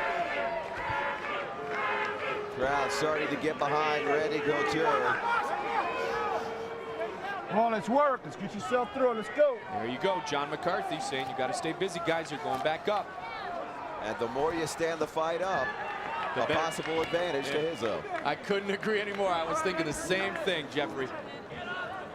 Because the man, Pedro Rizzo, can end it with one single strike. Yeah, if I was a ground guy, those would be the last words I want to hear. Let's stand him up. You got that. No, not with Pedro. Rizzo often criticized for not being aggressive and pressing forward. I mean, Pedro said, quite clearly that he wanted to keep this fight standing and kick and punch. Plain and simple. But the question, as you said, is can he be aggressive? Will he be aggressive? Right now, the aggressor clearly has been Randy Couture, close on numerous times to representing the United States in the Olympic Games as a wrestler. Finally gave up that dream, his biggest disappointment in a very stellar wrestling career. But right now, he is the best in this game, the game of mixed martial arts in the UFC division. Now one leg is passed, and Randy's looking to try and pass the other one and get that mount position. Back with the shoulder. A little bit of blood starting to flow out of that cut on the high bridge of the nose of Pedro Rizzo. Some short lefts, nice. Oh, there's a good one. There's the cut. It is screaming out of his eye. And Randy's leaning on it. Yeah, and he delivers more punishment. There's the left. Going much longer. That was a nasty cut. An elbow caught it. And it's 34 seconds though. If he can get to the corner, they can attend to it. Think about a cut and being on your back that will run into your eyes. Yep. Continuously, Couture. Rizzo holding on though, showing the heart of a lion. They're going to call timeout. They're going to attend to the cut. Now I know Pedro isn't going to like this, but it is going to go to the hands of the doctors at this time. Pedro was hanging on for dear life. That is a big cut. I don't know if we can see it, but that is a big cut. Back to his eyes. Pedro certainly doesn't want it to end. These are the shots that cause the damage. Final seconds of this round. Well, now will Pedro pick it up with the urgency of this cut, or will he sit there and continue to let Randy to pick at the leg, come in on the takedown, and try and get him to the ground and continue this pounding? He has got to be more aggressive. Says right here, I have to change this. I have to be more aggressive. I can be more aggressive. Thus far, he has not went that way yet, and Couture is dominating the fight. I have to say, this adjustment in the corner right now for Pedro Rizzo with Marco Hughes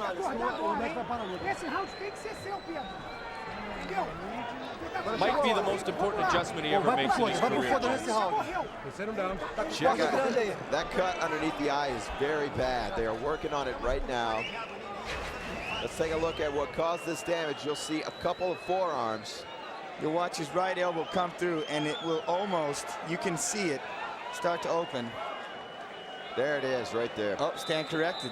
The left elbow comes through, but you can see it open, and it's a heck of a cut. Couture clearly in command through 10 minutes.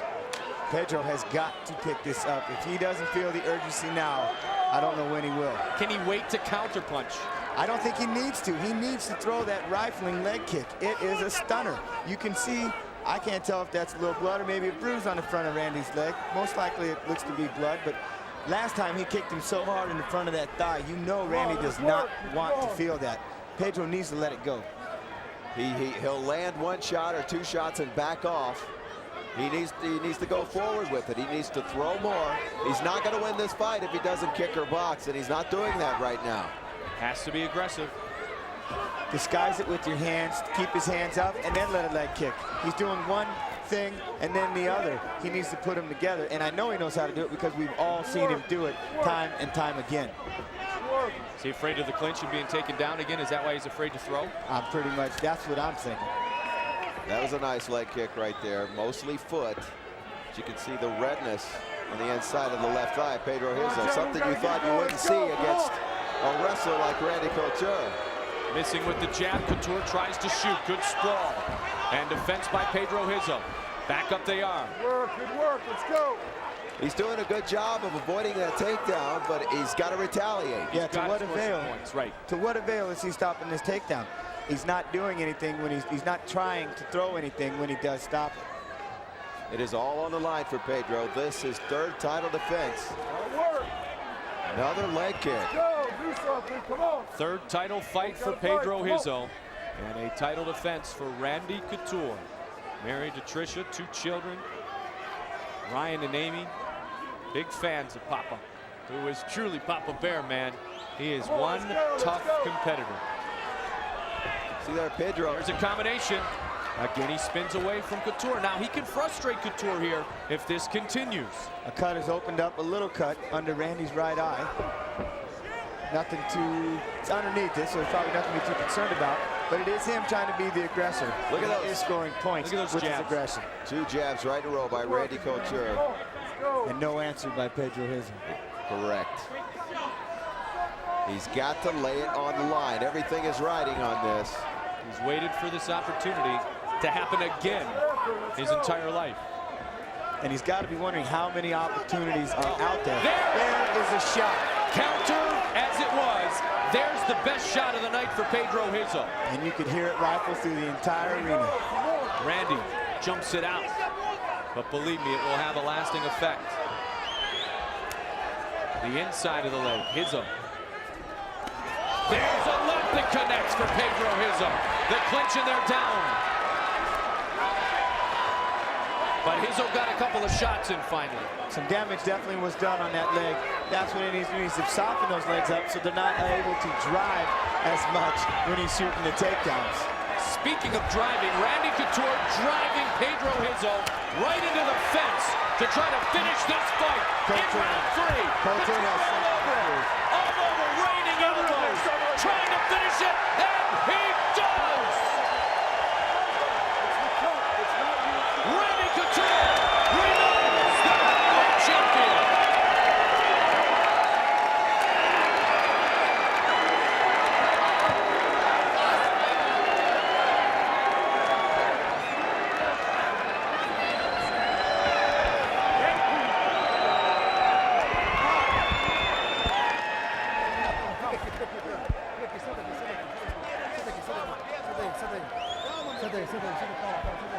Literally lifting his opponent up, driving him to the fence to where his guard would be much less effective, and finishing the fight. The natural 38-year-old Randy Couture, rolling a lucky 7, his 7th victory, no luck about it, here tonight in Las Vegas.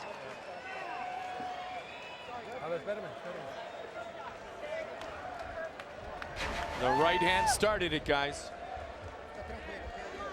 Yeah, Randy threw over the top. Pedro didn't even see it coming. He locks up underneath, get nice collar tie, brings him down, and says, this is it. He's cut.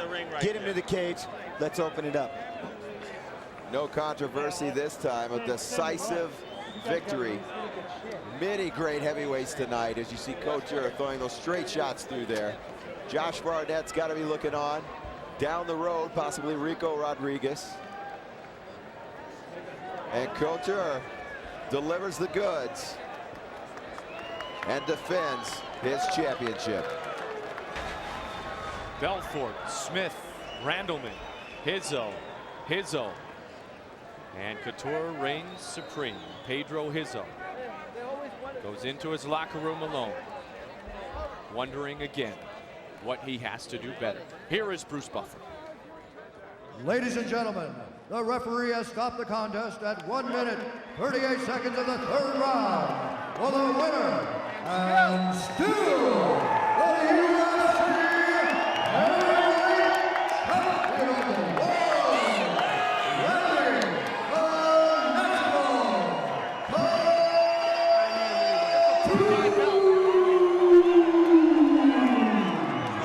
They can't get that thing on your waist. This is his Olympic gold medal. A class act. All the way is Randy Couture. Ryan Bennett will gather in the champion, Randy Couture. Thanks, guys. We are with the heavyweight champion. And Randy, this fight was interesting. The first time you guys fight, it went the full 5 rounds. You stopped it here. Was that important for you to make a statement and stop the fight tonight? I think every guy that steps in here wants to stop the fight as soon as possible. I'd like to thank Pedro for coming out and motivating me. I'm not afraid to tell you, I was scared coming into this fight because the last one was so dang tough. And he's a great competitor, and I'm elated. Randy, it says a lot about you. You're a guy that, you know, when they said it was a rematch, you're like, wow, I got to fight him again. And you didn't turn him down, though. You fought like a true champion tonight. I tried to turn him down, but you do what the fans want to see, and you go out and you give it everything you have. I'm thankful to win. I thank God, and I thank my sponsors, Advocare and HCK. Thank all my family that's here to watch. And thank the USA. God bless America. Hey, Randy, let's look at the replay now. Let's take out the replay. You can check out one of these screens here. Take me through the last moments of this fight. How did it end for you? Well, in the 2nd round, when I had him against the fence, I cut him real bad on his eye, and so I knew if I could take my time, be patient, and get him on the ground again, as bad as the cut was, that it was probably going to stop the fight, and that's exactly what happened. Randy, you're the champion. Everybody's shooting for you now. Who are some of the guys that you're ready to defend against? You know, it doesn't matter to me. I'm prepared to fight, and give me some notice and I'll get ready to fight anybody. There's a lot of guys out there in the heavyweight division, and there's a lot of tough guys, so I look forward to the next challenge. He is the champ, and he shows it tonight. Let's go back to you guys at ringside. He has never been defeated inside the octagon. Randy Couture, as classy as it comes, reacting to retaining his heavyweight championship belt.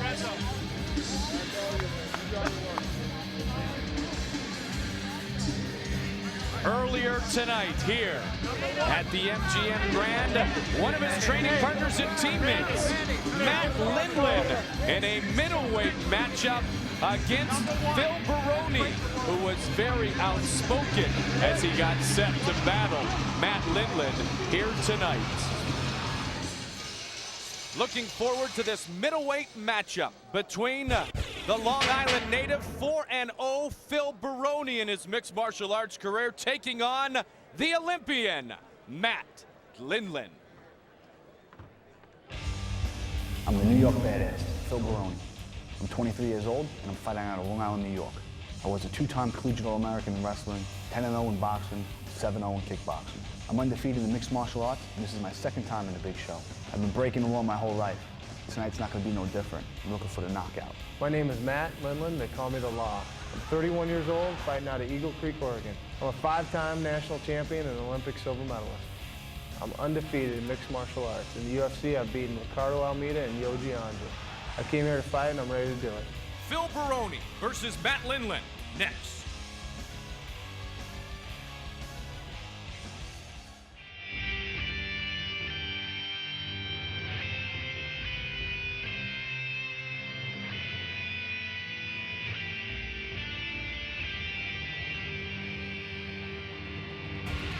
Now entering the octagon is a boxer and a wrestler with a mixed martial arts record of 4-0. Standing 5 feet 9 inches tall, weighing in at 184 pounds. Fighting out of Long Island, New York. Please welcome the New York Badass, Phil Baroni.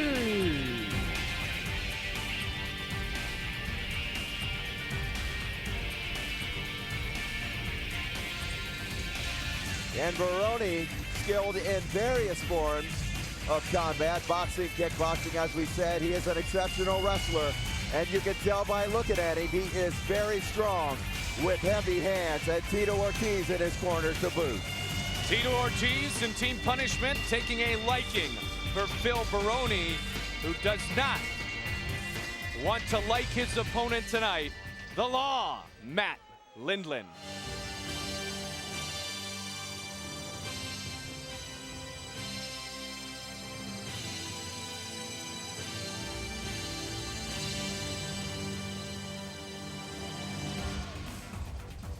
Now entering the octagon is a wrestler with a mixed martial arts record of 5-0.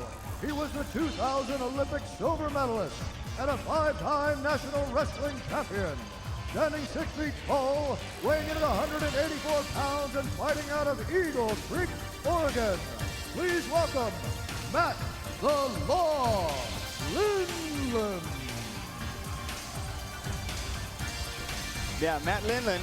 He trains with Team Quest. He's been working on his striking and his kicking, and of course, we all know he's a silver medalist in the Olympics. Kind of wrestling he did made him a great upstairs fighter. He likes to pummel. They don't go for the legs in Greco-Roman.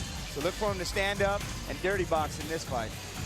A lot of upper body in the Greco-Roman background for Matt Lindland. Tail of the tape, middleweight matchup on the card tonight here in Las Vegas. Phil Baroni, 23 years old. Lindland, the silver medalist, is 31. Weight will not be a difference. There is a reach advantage for Lindland, but he's not your classic puncher where he would use that reach on frequent occasion. Our referee for this middleweight matchup, Big John McCarthy. Are you ready? Let's get it on! Oh, I like it. When he was asked if he was ready, Matt Lindland said, absolutely. And he comes with some strikes immediately. More than ready. Here comes the tie-up that we could be looking for from Matt Lindland. That's that Greco. Work the knees, work the punches, come back over the top to that head. Hoffman cannot grab on the fence. McCarthy's right there. He will be warned by that if he does it too frequently. Hoffman trying to work the midsection, and Hoffman does have, or pardon me, Baroni does have that incredible strength, as Baroni really trying to work the midsection of Matt Lindland. Good turn against that cage to reverse Lindland's action. Look at Lindland, he's working for that, he's working the body up high, just like you said, Jens. Yeah, that's that Greco wrestling. You don't get to touch the legs in that style of wrestling. It's all upper body. It's all about pummeling, working those arms, and getting control of those, like the mid-upper hip area, like he's dropping down there, you see? Now, Baroni's certainly one of our most vocal fighters in the game today, saying, he will not take me down, and Lindland is working diligently right now to try to do just that. Baroni said there's no way he's going to be taken down. So far, so good. Very impressed with Baroni's stand-up right now. He's got a nasty guillotine at this point. Lindland has to get out of there. Dropping down, trying to pick an ankle there. Lindland, there he's fought the choke off. Ate a couple of punches in the process, though. And now he does take Phil Baroni down. Great position for Baroni. Absolutely. Wow. Baroni almost had it locked in. Not used to seeing him fight off his back. He is definitely a guy who likes to be on top and throwing those power shots down. Lindland working his way through there. We'll see what he has on top. Half guard. Lindland trying to work the left. I would definitely like to see Lindland take the time to get that leg free and get that side mount, a more solid controlling side mount, and then start working from the strikes. I think he would benefit a lot more from that area. One rule change instituted here for UFC 34. If the fighters do not stay busy on the ground, the referees can stand them up, which is different from since we have gone to the round system here in the UFC. No lack of busyness here in this one so far. No, and this is Lindland's position. Out front, working that head, snapping it down. Baroni has to now carry Matt Lindland's weight and worry about those knees. Very dangerous position. Baroni fighting the knees off, but he's absorbing a few of them as well. He has got to work that head out of there, or Lindland is going to continue the onslaught. Keep in mind connected. Keep in mind that now it's Baroni carrying all of Lindland's weight. That is very hard. It's wearing him down. Baroni is stuck. There's nothing he can do from this position except try to get out. Baroni doing the smart thing, drop it to his knee. Lindland cannot throw the knees to the head when one point of the body is on the ground. Here comes that pummeling. Inside position, get that armpit, work the knees on the head. Perfect Greco style of dirty boxing. Absolutely relentless with a right knee and a left knee. And now a couple of lefts. More than anything, big shots. Oh, a series of right hands by Phil Baroni. And that stunned Matt Lindland. Those close-in shots still, though, Jens, as you well know, have tons of power. Yes, they definitely take their toll because half of them aren't seen. They're hitting you in the soft spots. They're not coming at you. You don't have the opportunity to roll them. Fortunately, they're not the super hard shot, but they do hurt. Baroni a little swelling, I believe, on his right eye from one of those knees from Lindland. He took a few of them, but to his credit, he was able to fend off quite a few. What an action-packed round number one. First of 3 rounds scheduled at 5 minutes apiece. Perfect dirty boxing, hand behind the head. Uppercuts, overcuts. Does he train with Randy Couture? I wonder. It's a Randy Couture clone. And a kick and a combination. And down goes Lindland. Baroni trying to finish it. Lindland got caught with a left from Phil Baroni. Lindland has got to defend there. He's recovered nicely. Now this, as you mentioned earlier, Jeff, is the position that Phil Baroni likes. Correct. He likes working from the top. He is going to throw those bombs. He's trying to work that knee in the belly to further assert dominance and pin Lindland down. Using the forearm very well on Matt Lindland. Lindland 2-0 in his UFC career, 5-0 in mixed martial arts. Baroni is 1-0 with the unanimous decision over Curtis Stout. Final 5 seconds. Baroni with a kick to the body. He wants Lindland back up. Lindland wants to regroup in his corner.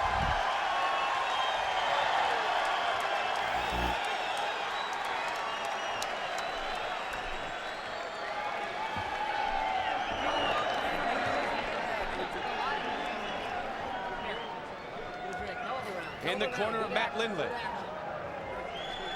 Hands up, but don't drop those hands. Constantly close the distance. Constantly close that distance. No space, no space. Talking about no space. How you feel? Good? Now here it is with Lindland. He's trying to throw a lazy kick. Look at how far down his hand in. Baroni capitalizes, steps straight in with the straight left hand, and just missed with the overhand right. I mean, his hand, look at his right hand. I mean, he totally brought those hands down, Jen. He threw himself off balance with that kick. A wrestler really shouldn't have too much business kicking unless it's wide open. Well, and maybe that's something to look for, is that he got himself in an uncomfortable position by extending with that kick when that is not a natural move for Matt Lindland. It helped Baroni regain some confidence and also left an indelible impression in the judges' minds at the end of round 1. There was another kick and counter. Lindland really should not be kicking at this point. That dirty boxing has been working so well for him. He needs to tie it up, get in there, and start trying to tie those arms up. Jeff, was he using the kicks to try to set up his ability to clinch? I think he was. He was trying to clinch. There's the takedown. Oh, there it is. Well, so much for that. He won't be taken down. That's classic wrestling technique shown by the Olympic medalist, the silver medalist, Matt Lindland. And in between rounds, Baroni was looking at Lindland smiling, kind of taunting him. I think Lindland just then may have knocked the smile off Baroni's face as he is once again fighting off of his back. Lindland talking about fighting in Las Vegas. It's got to be the most exciting venue for myself to compete in, he was quoted as saying. Vegas has always treated him very well. He won 5 national titles in wrestling, all of them in Vegas except for 1. And of course he enjoyed UFC 33 at the Mandalay Bay. He's trying to enjoy more here, UFC 34 high voltage. Baroni is definitely not a guy who lacks self-confidence. He is the king of smack talk. King of smack talk, and thus far he's doing a great job of backing it up. Nice elbow, nice elbow. Now, right a psychology major at Central Michigan University, maybe trying to psych out his opponent, Matt Lindland. Phil Baroni with the pre-fight smack, as you say. Good use of the forearms, Jen. Yeah, Lindland was doing a great job right there. He come over the top with the left elbow, caught Baroni completely by surprise. It's almost got Baroni turning. Baroni's doing a really good job of getting guard. I am impressed with what Phil has picked up since his last fight. Tito Ortiz in the red corner.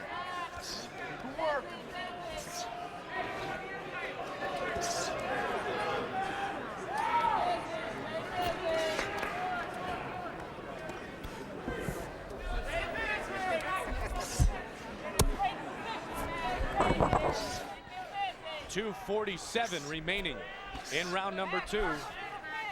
Our light heavyweight champion Tito Ortiz in the corner of Phil Baroni.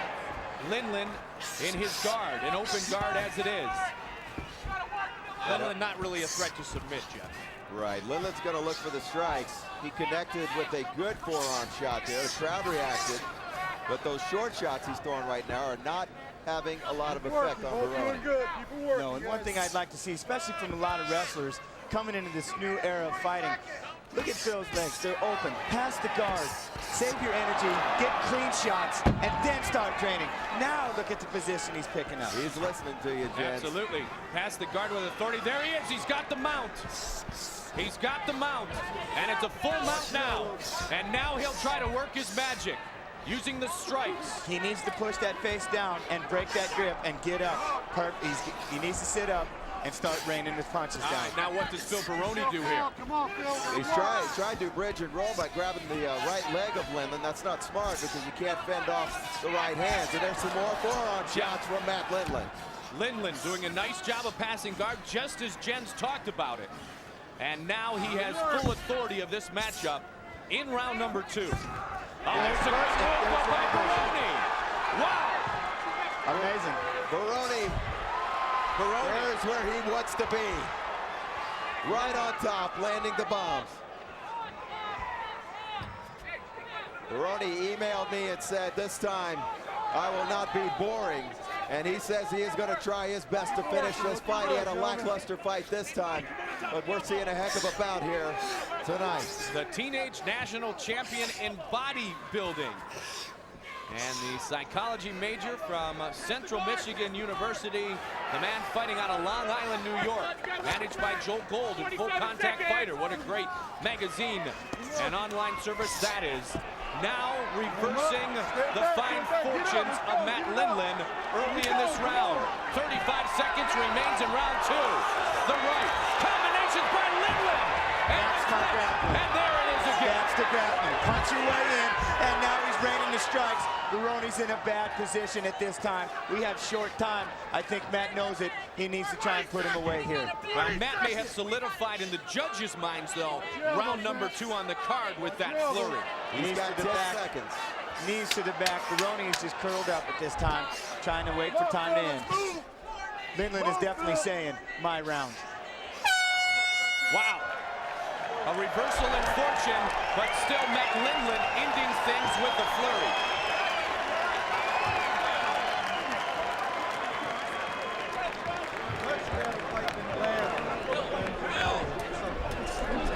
Later tonight, Randy Couture, one of Lindland's teammates, will defend his heavyweight title. Let's listen into the corner. It's your last 5 minutes, buddy. Once you work hard, right? Hey, when you're on your back, you gotta fucking push yourself against the fence and walk up, all right? Come on, buddy. It's your last fucking 5 minutes of life right now, man. This is what you fucking worked hard for, right? Last round. Come on, last round, all right? All right, Phil, you're doing good, buddy. You're doing good. Take deep breaths. Deep breaths. How you feel? Feel good? Freeze on your eyes here. Right, you're good. You're good. You're good.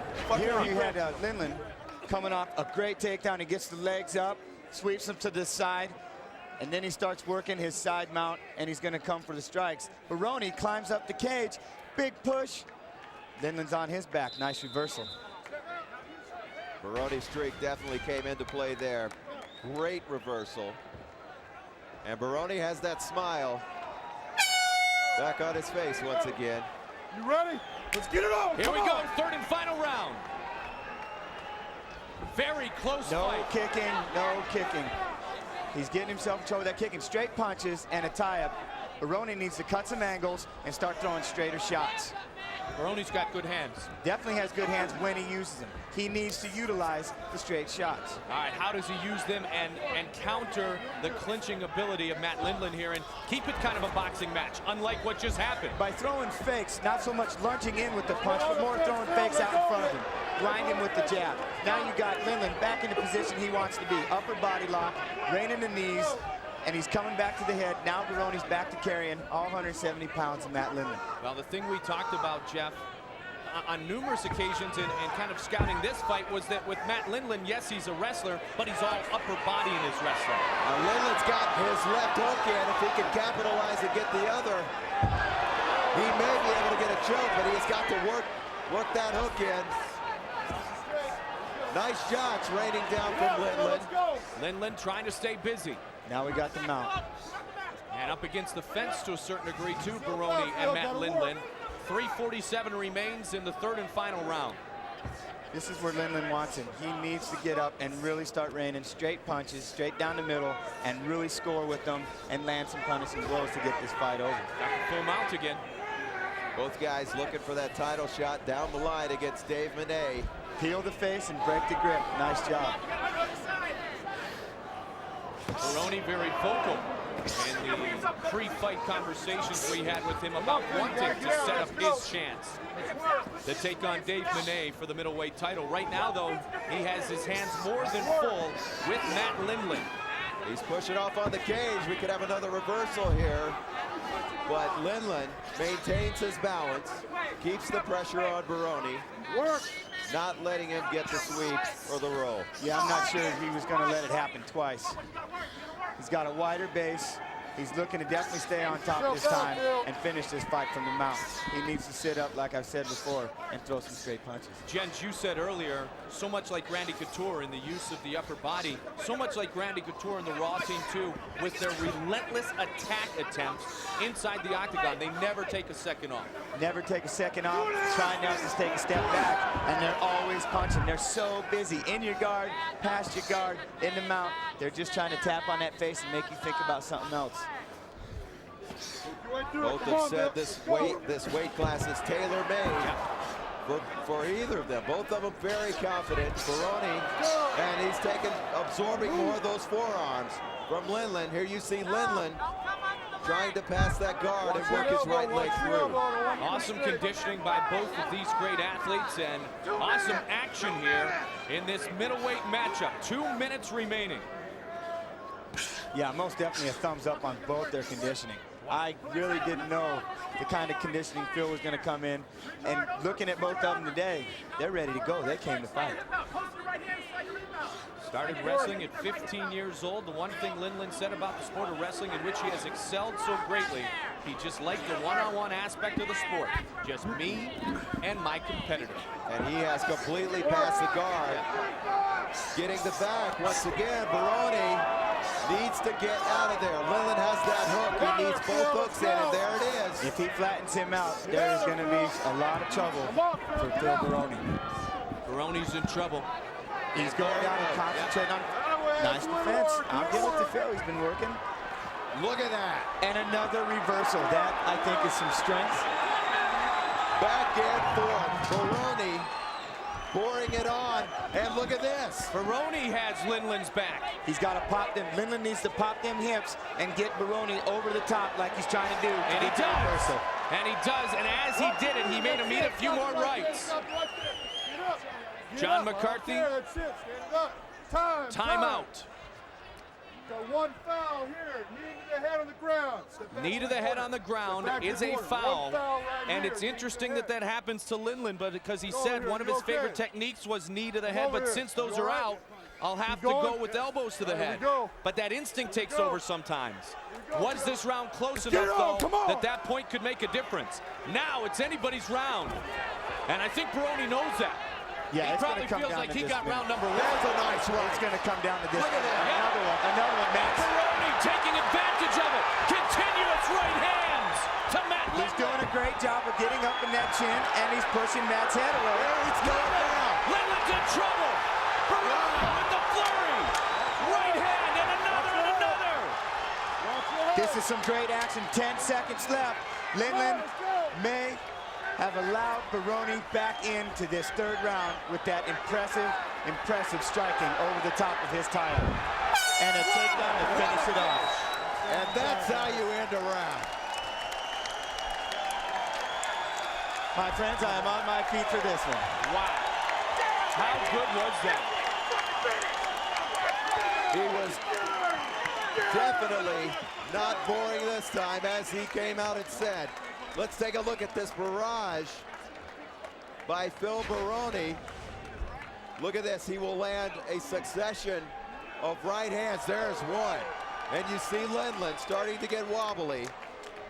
There's another one to the side of the neck and another to the jaw. And notice he's keeping him upright, like grabbing his throat, making it really hard for him to close that distance. What changed that round, though, guys, was the knee to the head, and that, in turn, meant John McCarthy put these guys back on their feet. Very questionable. It looks like Lindland's coming around to get his side control and get his position, and that's where he landed the head. I don't know if he necessarily threw it as much as that happens in practice. Stepping around hard, the head happens to be there. We catch each other all the time. Great observation. Nonetheless, we go to a judge's decision, and a tough one indeed, because of the way that Phil Baroni finished round number 3. Round number 2, we believe here at this table, belonged to Matt Lindland. Right, he totally dominated the second round. Third round could be a toss-up, and the deciding factor could be that knee. Yep. Wow. The point penalty given to Matt Lindland. A good look at Phil Baroni.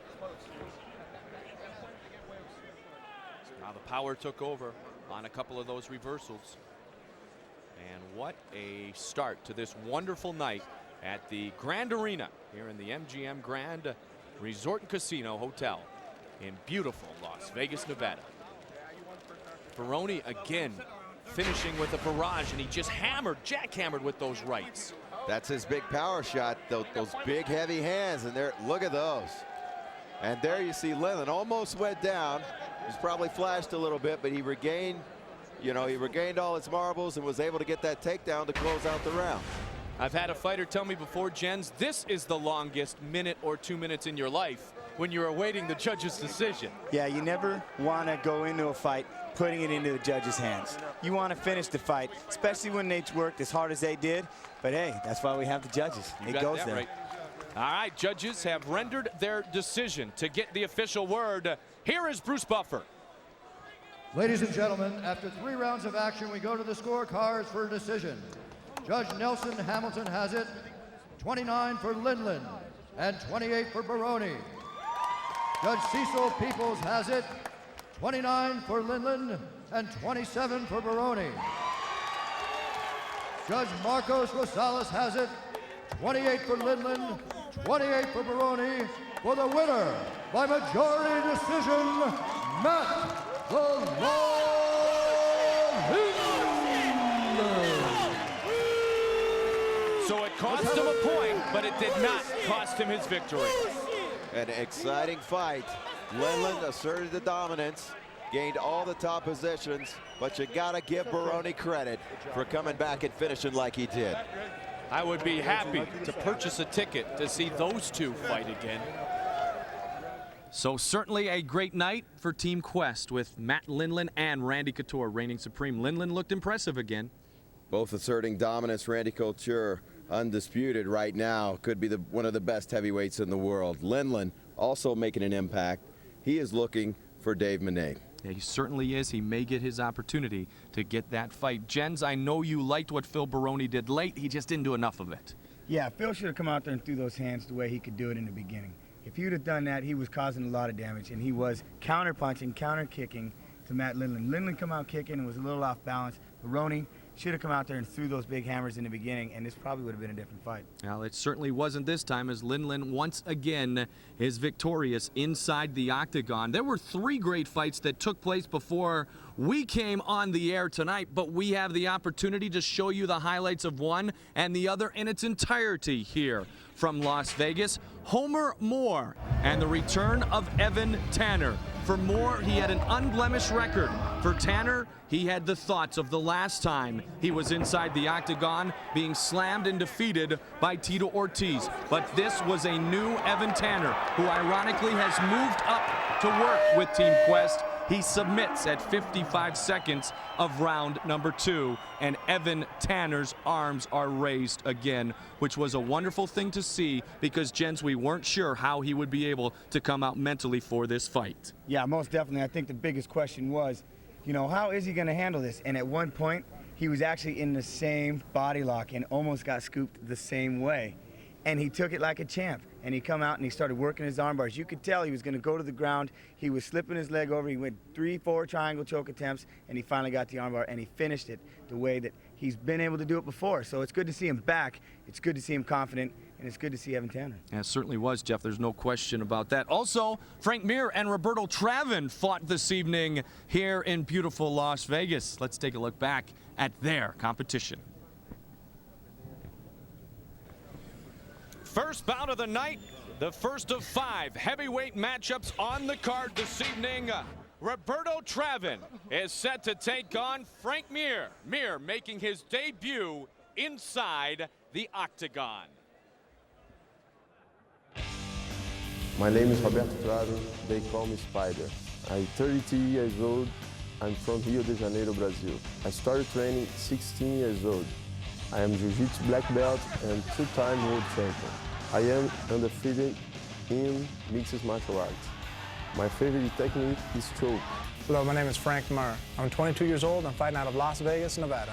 I'm undefeated in mixed martial arts, and my greatest strength is my versatility. I've trained in jiu-jitsu, wrestling, and striking. Up next, Frank Mir versus Roberto Travin.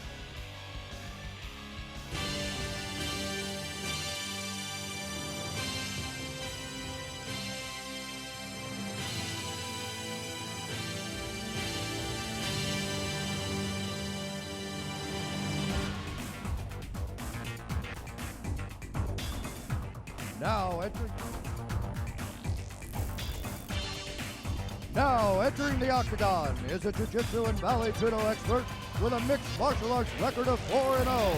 Standing 6 feet 2 inches tall, weighing in at 214 pounds. Fighting out of Rio de Janeiro, Brazil.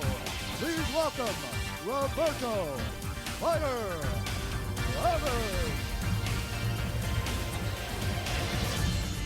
As you can see here with Roberto Traven, not only is he a good grappler, but this time he's been working on his striking. I think his biggest benefit is this. He's training with Pedro Rizzo, who at this time is hell-bent on going for that heavyweight title. What a partner to have. What a time to have him. Let's have a good fight for Traven. Traven certainly will have this crowd against him this evening as Frank Mir, the hometown boy, is set to enter.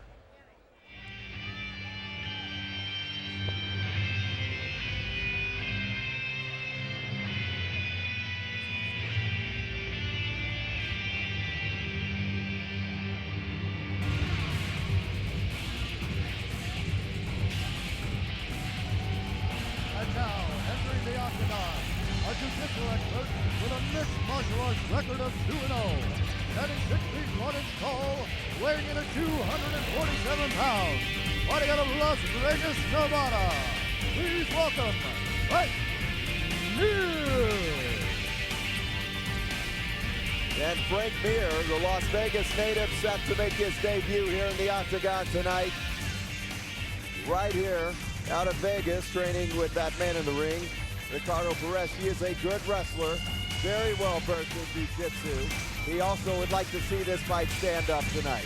Many people wonder if he will be the next great one in the Ultimate Fighting Championship on a night of heavyweights here from Las Vegas. Tail of the tape, heavyweight matchup between Roberto Traven, born and raised in Rio de Janeiro, the 33-year-old, taking on the 22-year-old.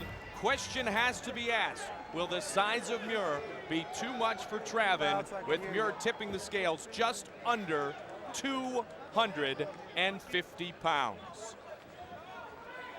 What a great night as we get set to begin our first matchup of the evening. Larry Landless, as assigned by the Nevada State Athletic Commission, will be our referee. Are you ready?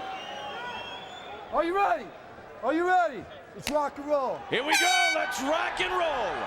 Traven in the black shorts and Mir in the red shorts. Nice leg kick by Mir. Traven automatically went to the ground, into the guard. He's in a bad position immediately against the cage. Can't work much off the cage when your back's up against there. Both skilled at jiu-jitsu. You gotta possibly give an advantage to Traven. He is a black belt, Mir a purple belt, as he is trying to work past the half guard of Roberto Traven. Now both of these guys, a very dangerous combination of Brazilian jiu-jitsu skills and some decent hands when you figure that Traven has been training striking with Pedro Rizzo. You know he's not afraid to strike, and Mir has very, very heavy hands. Most definitely. Those punches, they look a little slow, but from here you can hear them. They got a good pop to them. There's a good pop with the left. Exchanging, ain't that right? Traven slips a bit. And good combination. Now looking for the submission. He's got the arm. Can he close it out? It's all over. It's all over. Is it not in a good way right now? All over that quickly. A slip by Traven leads right to Mir being able to get the arm and close out the fight. He did indeed in impressive fashion here at the MGM Grand. A great night of fights. UFC High Voltage, how special it has turned out to be. UFC High Voltage is brought to you by the Gordon Biersch Brewing Company. Beer like it ought to be. The MGM Grand Resort and Casino in Las Vegas. And the new UFC Tap-Out video game from Crave Entertainment. Exclusively for the Microsoft Xbox game console and in stores this November. Now our UFC breakdown brought to you by the Gordon Biersch Brewing Company. Beer like it ought to be. Our UFC breakdown, the one we just saw, Jeff Osborne, a great display of submission technique. Watch Frank Mir, a local Las Vegas fighter, realizing his dream. He spins around with that armbar. Traven a black belt and Mir a purple belt. Look at that armbar, pushes the hips forward and gets the breakdown of the night. He receives the tap out of the night. He'll be awarded a trophy from Tap Out at our post-fight press conference. As we saw there, many sudden endings overall this evening. What a great night.